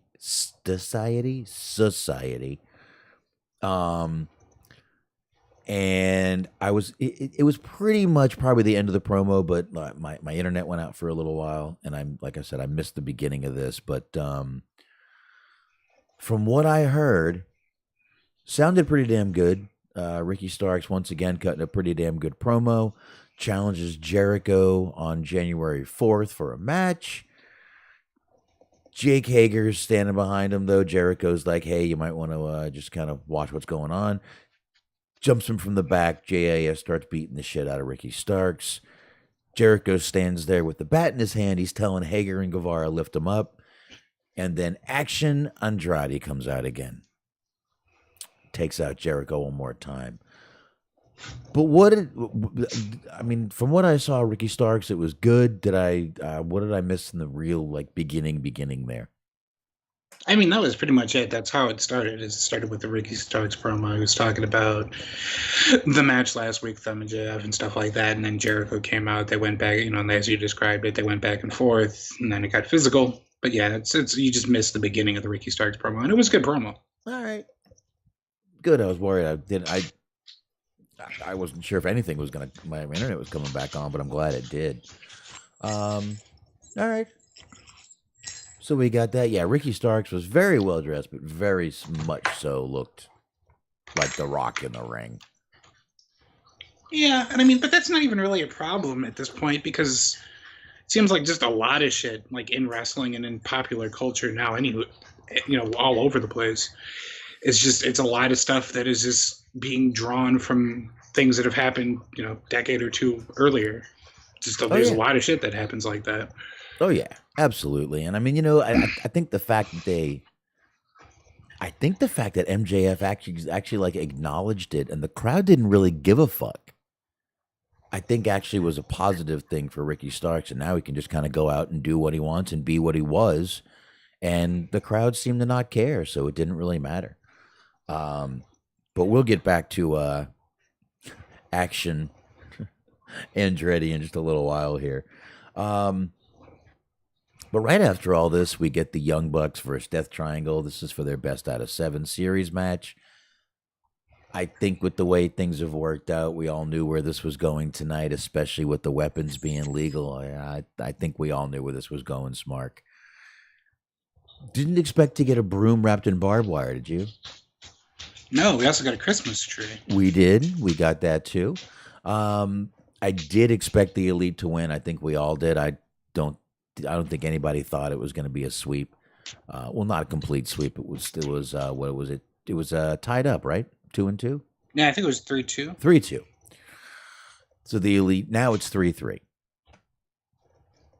We knew that was going to happen, I believe. So is it still 3-2 or is it 3-2 now? I forget. Anyway, I think it's 3-3 now. Now it's 3-3. You're right. So yeah, I think we all knew it was going to happen. But after the match, Death Triangle beats the fuck out of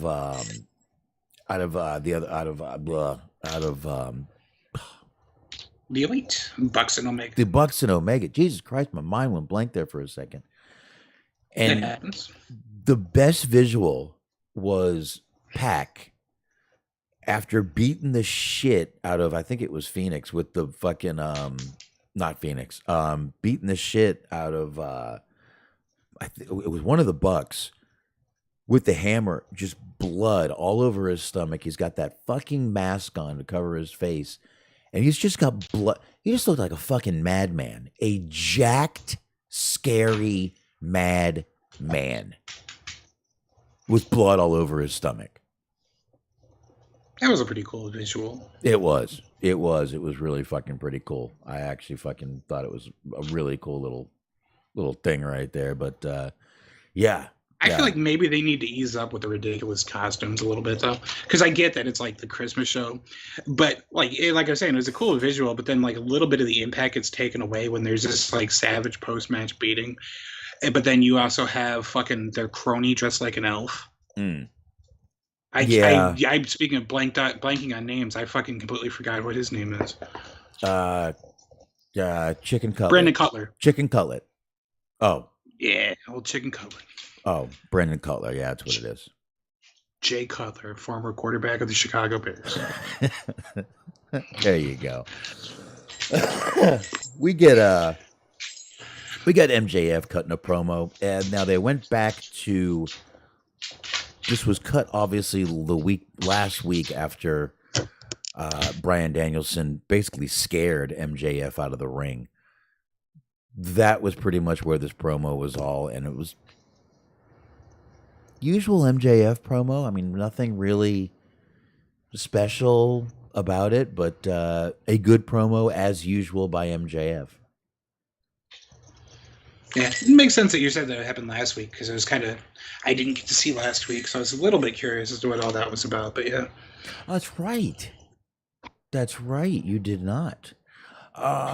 So anyway, we did say we were going to get back to old Action Andretti, and we do. They're in the middle of a promo. Next thing you know, we get a fireball from Chris Jericho. Now, not all Jericho's fireballs look amazing, but this one, look at that. That looks great. That is right in his face. That's pretty goddamn good right there. And obviously he did this because Jericho is a fucking wizard. Mm-hmm. What else can you say? But that was a great looking fireball. And I love look at Tony Schiavone's face. Wow. Okay. I mean, if you watch the Jay and Silent Bob movie, I kind of question what kind of a wizard he is, but you know. All right, calm down. Hey, it's not I wasn't the one that played a Klansman in a movie. No, not at all. Not at all. He's not the get great. Anyway, let's just move on. That's right. Let's do it. So after that, we get a little Renee Paquette. She brings out Daniel Bryan, and Moxley, you're a lucky man. I mean, she just looks, I just love watching her. I've said before, to me, this woman is insanely hot. And she is, but that's got nothing to do with it. You think she's that grainy in real life? No, this is a picture off my phone and the television, but anyway. No, not even close. Not even close, but she's just wonderful. But basically, she's Daniel Bryan, or Bryan Danielson, is cutting this little, not really cutting a promo, but just kind of explaining about the Blackpool Combat Club, kind of where it's at right now, and praising William Regal, which I think is a little odd because it's been all but confirmed he's definitely going back to WWE to work with his son and do, what people thought he was going to do anyway. But he did claim that, or say William Regal is the reason for him being the wrestler he is today. And then Ethan Page and Stokely Hathaway come out, and it was like the crowd got so mad that they interrupted Bryan Danielson. They hated this. They hated it. absolutely hated it. I did too. I really didn't listen to a fucking word that. I'm sorry, Ethan Page comes on. I got to be honest, dude. I stopped listening. Yeah, I I don't. No. He's a weird case because he's got a very punchable face, so that's a good thing. That's a good thing for a heel. But then when he comes out, it's just I could not care less. Like he's built in that same fucking the same vein as like the Eli Drake or L.A. Knight. Now I guess you wanted that, or just any number of the guys that we've talked about before that they just come out and you just don't care. Like he's filling the void for Sean Spears of just like the who cares role. All right. I mean, see what a lot of people, and I mean a lot of people, talk about LA Knight like he's the fucking next huge fucking star and all this potential and this and that. I don't fucking see it, and I never did. The guy he's imitating The Rock and Stone Cold. Yeah. That's all he's fucking doing. And you know what? It's not even a fucking good imitation. But that's just me. That's my personal. I personally don't care for the guy. I mean, when I hear people talk about him like he's the next fucking, this like he's gonna be huge. He's got so much potential. He's so talented. I just don't see it. No, not at all. I just don't see it. But we get a Moxley promo after that. And then Hook comes out. And boy, does the crowd dig Hook. Hook just comes out like he's a dude in his boxers coming out for a wrestling match. Mm-hmm. And the crowd fucking loves it. It comes out, his hair's all fucked up. It's like he just got up and he's coming out to get a drink real quick and then he's going back to bed. See, I feel like it's such a missed opportunity, and I guess they have other plans, but I just feel like a tag team with him and Orange Cassidy would work. Or just two apathetic people just sort of going about their day-to-day lives. Yeah, they can both just go on the side of the ring and just mope for a minute or two before their opponent comes out. I get it. I get it. Mm-hmm. Well, Hook comes out. He's taking on Exodus Prime. Which is the best fucking name in the history of wrestling. Well, obviously, I don't care what he goes on to be, if he is a career enhancement talent, whatever. Coolest name in wrestling. Well, he's obviously the cousin of Optimus Prime. That's right. Yeah, he's a fucking Decepticon. Mm-hmm. Mm-hmm. Right. He's the Decepticon of Optimus Prime. Exactly. I think everyone has made this joke over the past week, so let's not worry about it. This was a really quick match, though. That it was. Hook taps out Exodus. And we look on the screen, and of course, it's fucking Stokely Hathaway. And he's talking about, oh, look, we're beating down your boy. They're beating down Jungle Jack Perry. Big Bill, as they're calling him. Choke slams. It's such a bad name. Big Bill chokes Jungle Boy into the garbage can, the dumpster, actually. And Hook starts walking back. And they just like ignore it. They just start playing Moxley's music. Like Hook's like, I don't give a fuck. I'll get to it. So they do that, though. And they go to picture in picture as John Moxley's making his entrance, which usually they don't do. Well, they do. Moxley just decides, well, hell, I'm going to go up and sign this fucking poster that says, please sign my poster. He just goes up and signs a fucking autograph, and then he throws the fucking marker back at the guy. I loved it. I thought it was fucking great. He didn't throw it at him, but he turned around, walked away, and just threw it behind his shoulder. Yeah. I thought it was good stuff, man. I did. I liked it. But it was John Moxley versus Darius Martin. We get Claudio. He's in Moxley's corner. We get Dante Martin in his brother's corner, obviously. Moxley got the win, but it was a really competitive match, actually, which doesn't surprise me if you remember back in the, just when Darius got hurt, they were kind of giving Dante a little push. Not that Dante is hurt, but I think they were kind of like, might not be a bad idea to give Darius a little push too, get people kind of reacquainted with them, and I got a feeling they're going to be coming back out there a little more as a tag team. So Yeah, it's not a bad idea because I mean, even before he got injured, the second time they had gotten hot, and then he got injured, then he came back and got injured again. So team's kind of been on the back burner for a while now. So it doesn't hurt to necessarily build both of them back up and get them to where they need to be. yeah, it doesn't hurt at all. So I'm assuming we're going to see them coming back out as a tag team a lot more, and I hope so. So we get another Hobbs video, Smart. Yes, this time at Planet Fitness. Pretty much. This is about monsters creating monsters. I don't know why they're having to reintroduce us to Hobbs when they've been introduced. It's a little confusing, but I'm liking the videos either way. So I'm not bitching. It's just they've been bringing this guy out. He didn't need this big reintroduction, but obviously they're planning on giving him a big push, and they feel like doing this reintroduction. So here we are, and here they go. Nothing we can do. Yeah, I mean, it is a little bit weird to sort of have like a reintroduction, like you were saying, but it never hurts to sort of flesh out characters more, which is kind of what this did.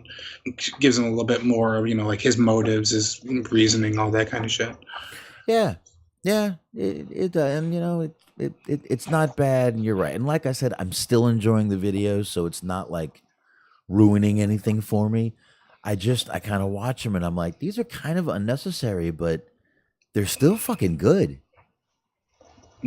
So, but I like unnecessary. I mean, look, I watch movies where shit blows up unnecessarily and unnecessarily, and I love it. So, whatever. I like all of not all, because that's signing up for potential trouble. But I like most of the promos where they're like cutting them, especially in AEW particularly, where they're cutting it outside of just the backstage area. Right. They're in some sort of a different venue.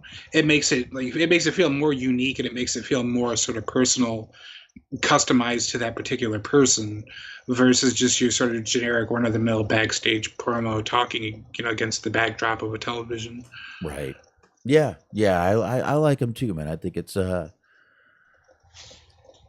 kind of a breath of fresh air at this point from just seeing the regular WWE style.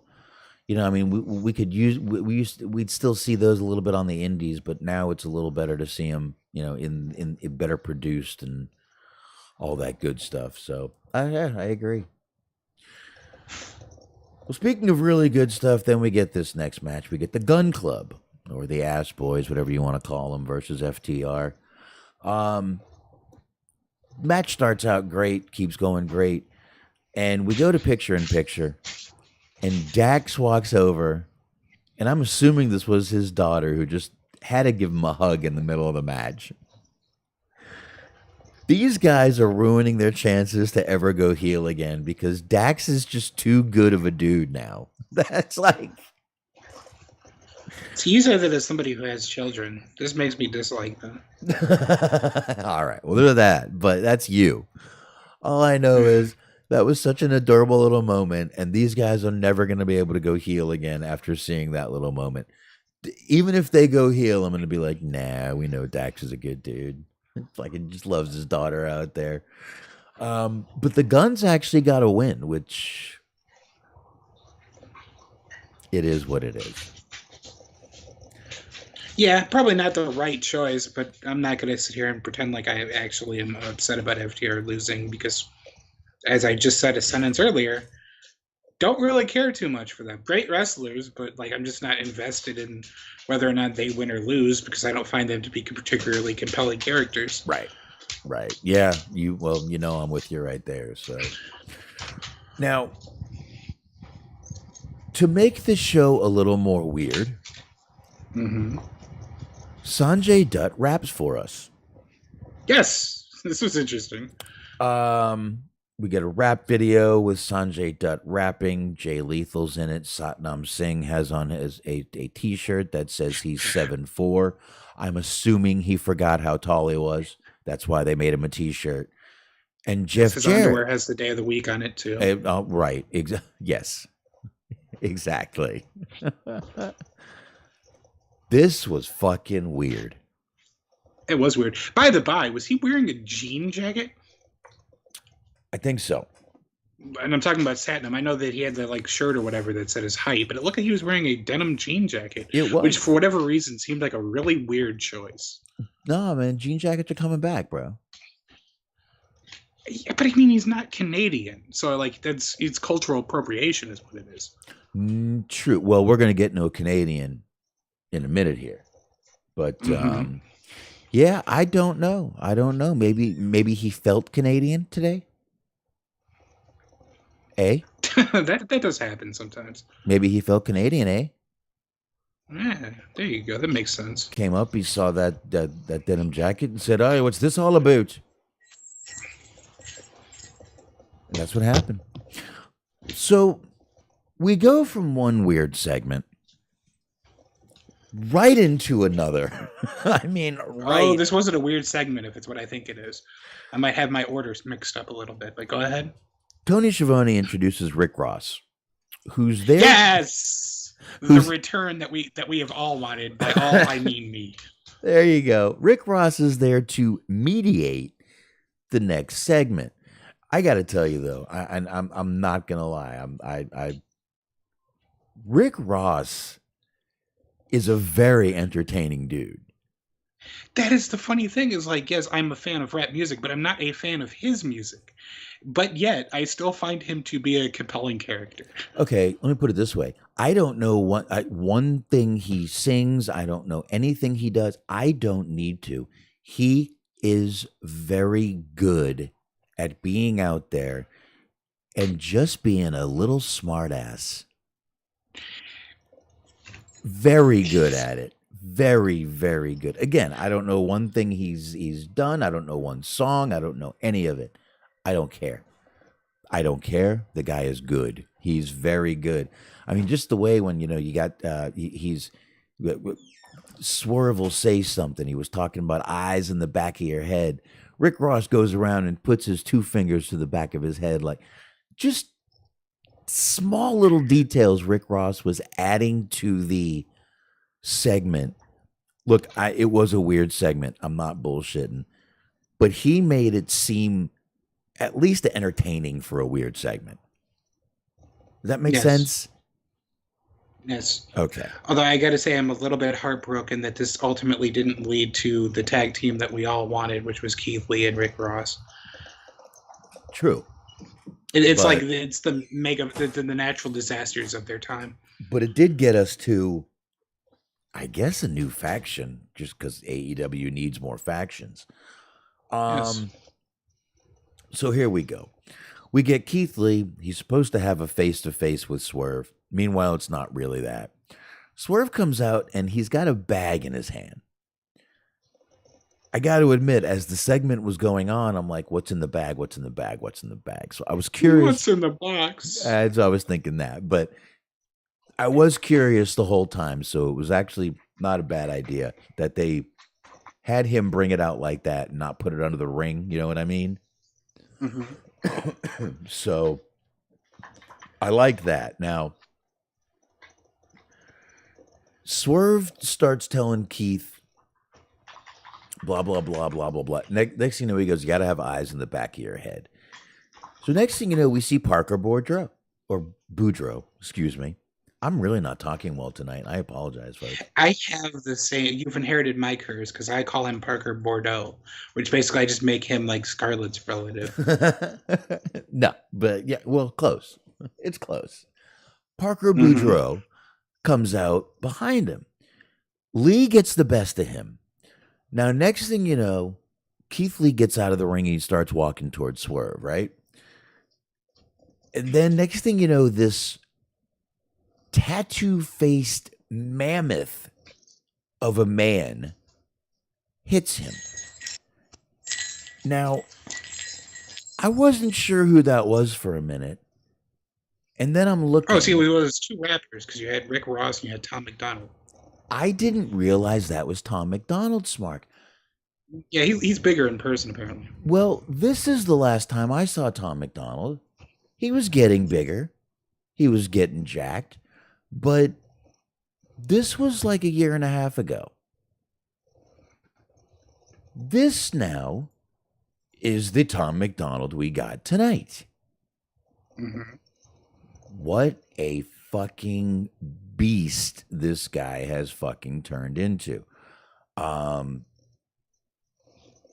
assuming they don't have a wellness policy in AEW. I know what you're talking about. Well- You saw Hobbs. They go to the gym a lot. I'm talking about this to this. This guy to this guy. Now I know you have to can't get Joe see. Rogan on this case. Yeah, he's probably doing the Joe. Yeah, there it is. The Joe Rogan diet. Chicken. But yeah, this is how I remember Tom McDonald. I know he's a very controversial rapper. Wait, hold on a second. Was that actually Tom McDonald? I think so. I was making a joke. If I was fucking around, I did not catch the gentleman's name. But if that is actually who that is, it's fucking wild. I think that might have actually been him. I'm not sure. Chat room's not telling us. Yeah, this is a bad time for the chat room to go dead. Somebody please wake up. Dirk, help us out. I think that was actually Tom McDonald, dude. I'm not bullshitting. I think that Oh, was. Okay, hold on. Let's look her up because I was watching the segment, but I did not catch his name because I was too busy being enraptured with the return of Rick Ross. Let me see here. Oh, is there a car driving by here? Which, I mean, that's the most devastating heel turn of all time was Rick Ross not helping out Keith Lee. Because I went to a couple sites and they were saying that it was Tom McDonald. Oh, jeez. Okay, well, that's going to be interesting. Let's see. So I don't know, Did but did they fire the guy who got in trouble, the Forgotten Son guy, Riker? yeah. Has he I been guess so. fired yet? Because you could add him to that stable and we'll have ourselves a good old... A good old conservative stable. I mean, why not, honestly? I mean, And I'm not. They could be a heel to some. They could be a face to others. It's kind of a Bret Hart in Canada situation. yeah, I thought that was actually Tom McDonald. I don't know who it was. Damn it! My keyboard is not working right now. I'm gonna have to. Oh boy! I'm gonna have to get the tablet open. This is captivating. For Here, you let me live go to the listeners. old. Let me go to the old Facebook here. Someone's got to have it on there. Who the hell that was? Let's see. I fucking made a joke, and if that's actually what happened, I'm beside myself. Man, Tyler Rex is looking different. Anyway, There you go. all right. Where is? There's got to be like a. Here, hold on. You can always go to the 434, right? Aren't they a real wrestling site? Dirk, go listen to Solid Monster and report back with what he's saying about this. I need field agents out here. The 434 says that was Tom McDonald. And Holy it- shit, that's interesting. It looks like him. Needless to say, for any number of reasons, I'm not a fan of his work, but that's going to be interesting. It is, and I've honestly never heard. I know, even though I'm whatever, I've never really heard any of his work. So It can't be. What the fuck? Let's see, F4W. we'll find out. But as far as I can see, Keep out. as far as I can tell, that was him. But the comment SBC is saying the commentators never said his name. That might be why they never said his name. They might be keeping him as something else, but I don't know. Meanwhile, what happened is they get him down. They move the stairs out. They put Keith Lee on the stairs. Swerve breaks out a cinder block from the bag and then jumps off the top rope and breaks the cinder block that was on top of Keith Lee. The segment ended up being okay. It was just very weird. All right, we got to the bottom of this. Fightful later identified the unidentified man, that's an interesting sentence, as Brandon Gootsman. I'll spell that for you. GRANDEN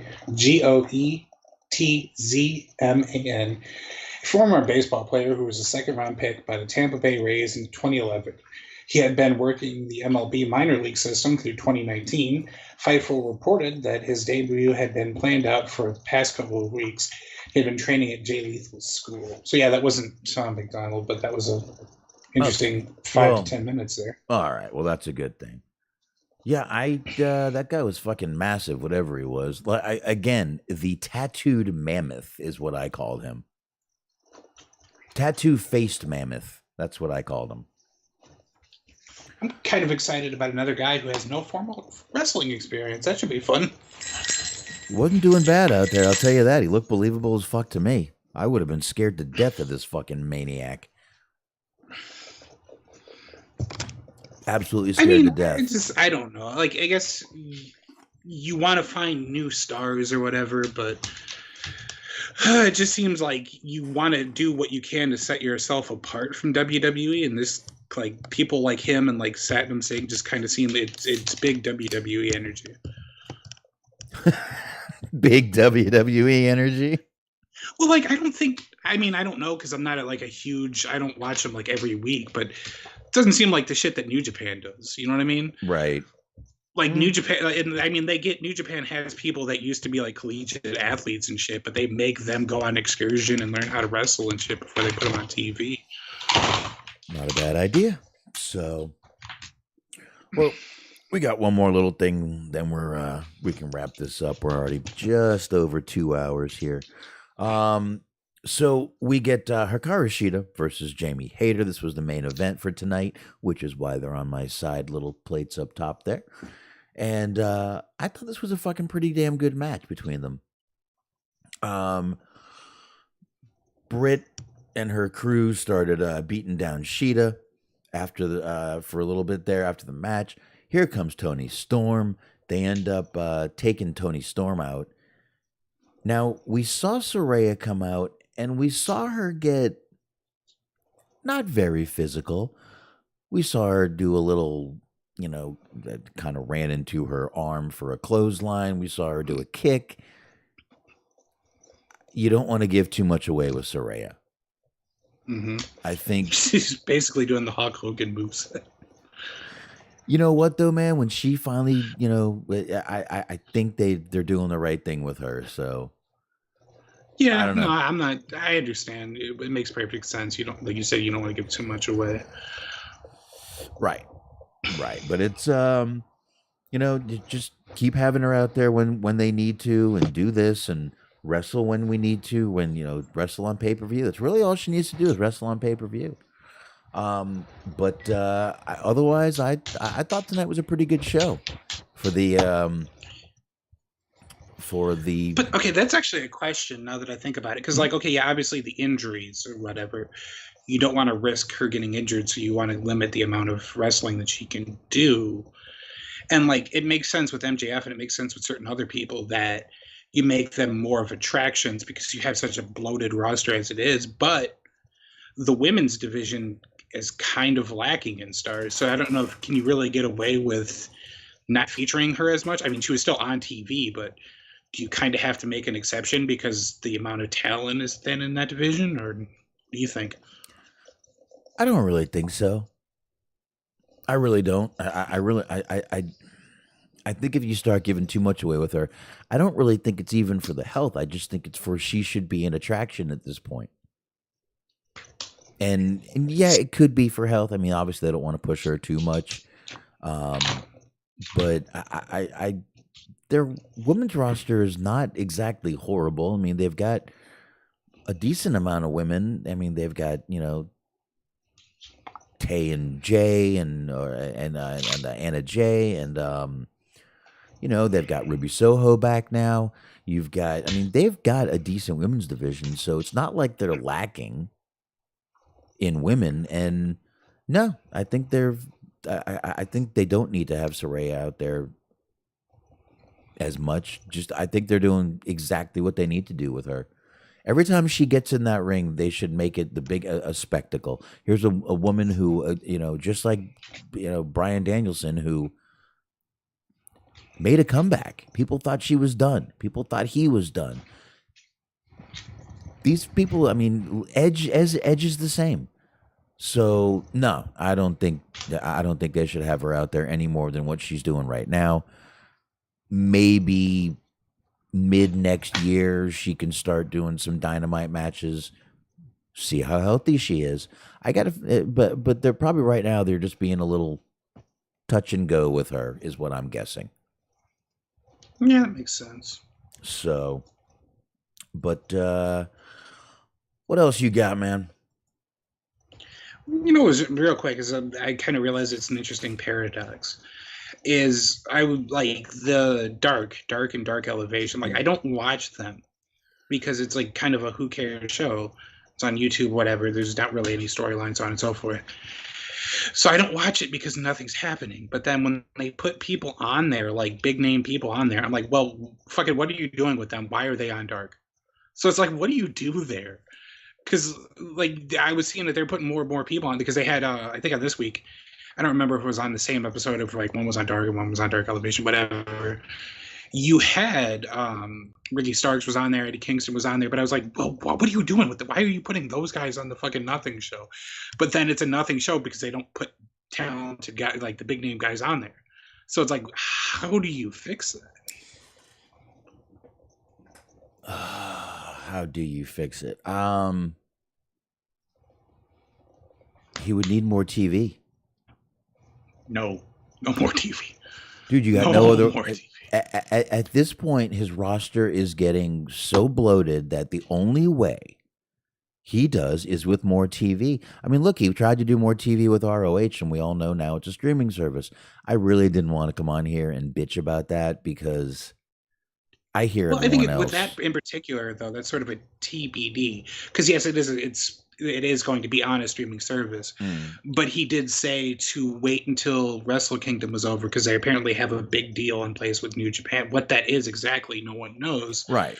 But we still haven't gotten all the information about that yet. So it's kind of unfair to just shit on that in particular. But yeah, I mean, it's not a good time for television right now. Like you can find it online. There's no need for us to talk about 40 minutes talking about it, but there was a big shakeup at Time Warner and all that shit, and a bunch of people ended up losing their jobs. People are losing their jobs at AMC Plus and Shudder and all that kind of shit. So it's not a good time for television right now. No, it's really not. But it's a great time for streaming. It's a great time to start. And I can't tell you how many people are bitching. The pay-per-views used to be free. He probably has a fucking contract with Bleacher Report. Fucking morons. They're on Bleacher Report. Take it for whatever it's worth, but I think Meltzer was saying that WWE regrets making their pay-per-views free, which is, I guess, why they're premium live events now. But well, and again, I don't think that's why. I think as soon as the deal is up with, I will bet Tony Khan has a deal with Bleacher Report, probably a deal with Fight TV to get their stuff out there, which is why they're going to put pay-per-views up 30 days I think 30 days later. What's the problem? You don't think he's got a contract that he has to fucking live up to? What's he supposed to do? Go against his fucking contract? Breach his fucking contract and have them sue him? That's a great idea. Great idea. Right. Brilliant fucking people out there who don't fucking think. All they're worried about is what their little agenda of fucking being right. But anyway, we can. I mean, even we talked about it before. Even GCW had a problem with their streaming service, and they went in litigation. And it's like, if they're going to come after GCW, they're damn sure going to come after AEW. Exactly. So I don't know, man. I think Tony Khan's got a right a good way to start here. A good way to start, and then it goes from here. But let him start somewhere. He shopped for TV. It didn't work right now. All right. He's doing this. Everyone calm the fuck down. But on that note, I think we should go ahead and get on out of here, my man. What you think? Sounds good to me. Let's do it. All right. Well, on that note, Smark, tell them where to find you other than here. You got it. It's Cheese on Sports. Listen live Mondays, 8:30 p.m. on mixler.com/metal hyphen podcast hyphen network. No more hyphens. You're done with the hyphens. You can listen live or you can listen on the archives. We did the last show of the year this week. So we did a little bit of Who Am I? It's a guessing game. To get clues, you have to answer the person. We usually talk NFL, NBA, NHL, and of course, UFC. But we are done for the year, so you can go ahead and catch up on the old episodes and brace yourselves for the new episodes coming next year. All right. And we actually got one more episode coming up before the end of the year for this show, don't we? Yeah, do the 28th. So, yeah, we still got one more episode. That's right. So we will see y'all just before New Year's. Everybody, safe, Merry Christmas. Very safe, because I know the weather's about to start changing and getting colder and getting a little crazier everywhere. So be careful out there on the roads, everybody. And just be safe. Have a happy, drunken, fun Christmas. There you go. All right, folks. On that note, we are out of here. And see ya. Feliz Navidad. Ooh, you went with Spanish. Okay. That's right. Always.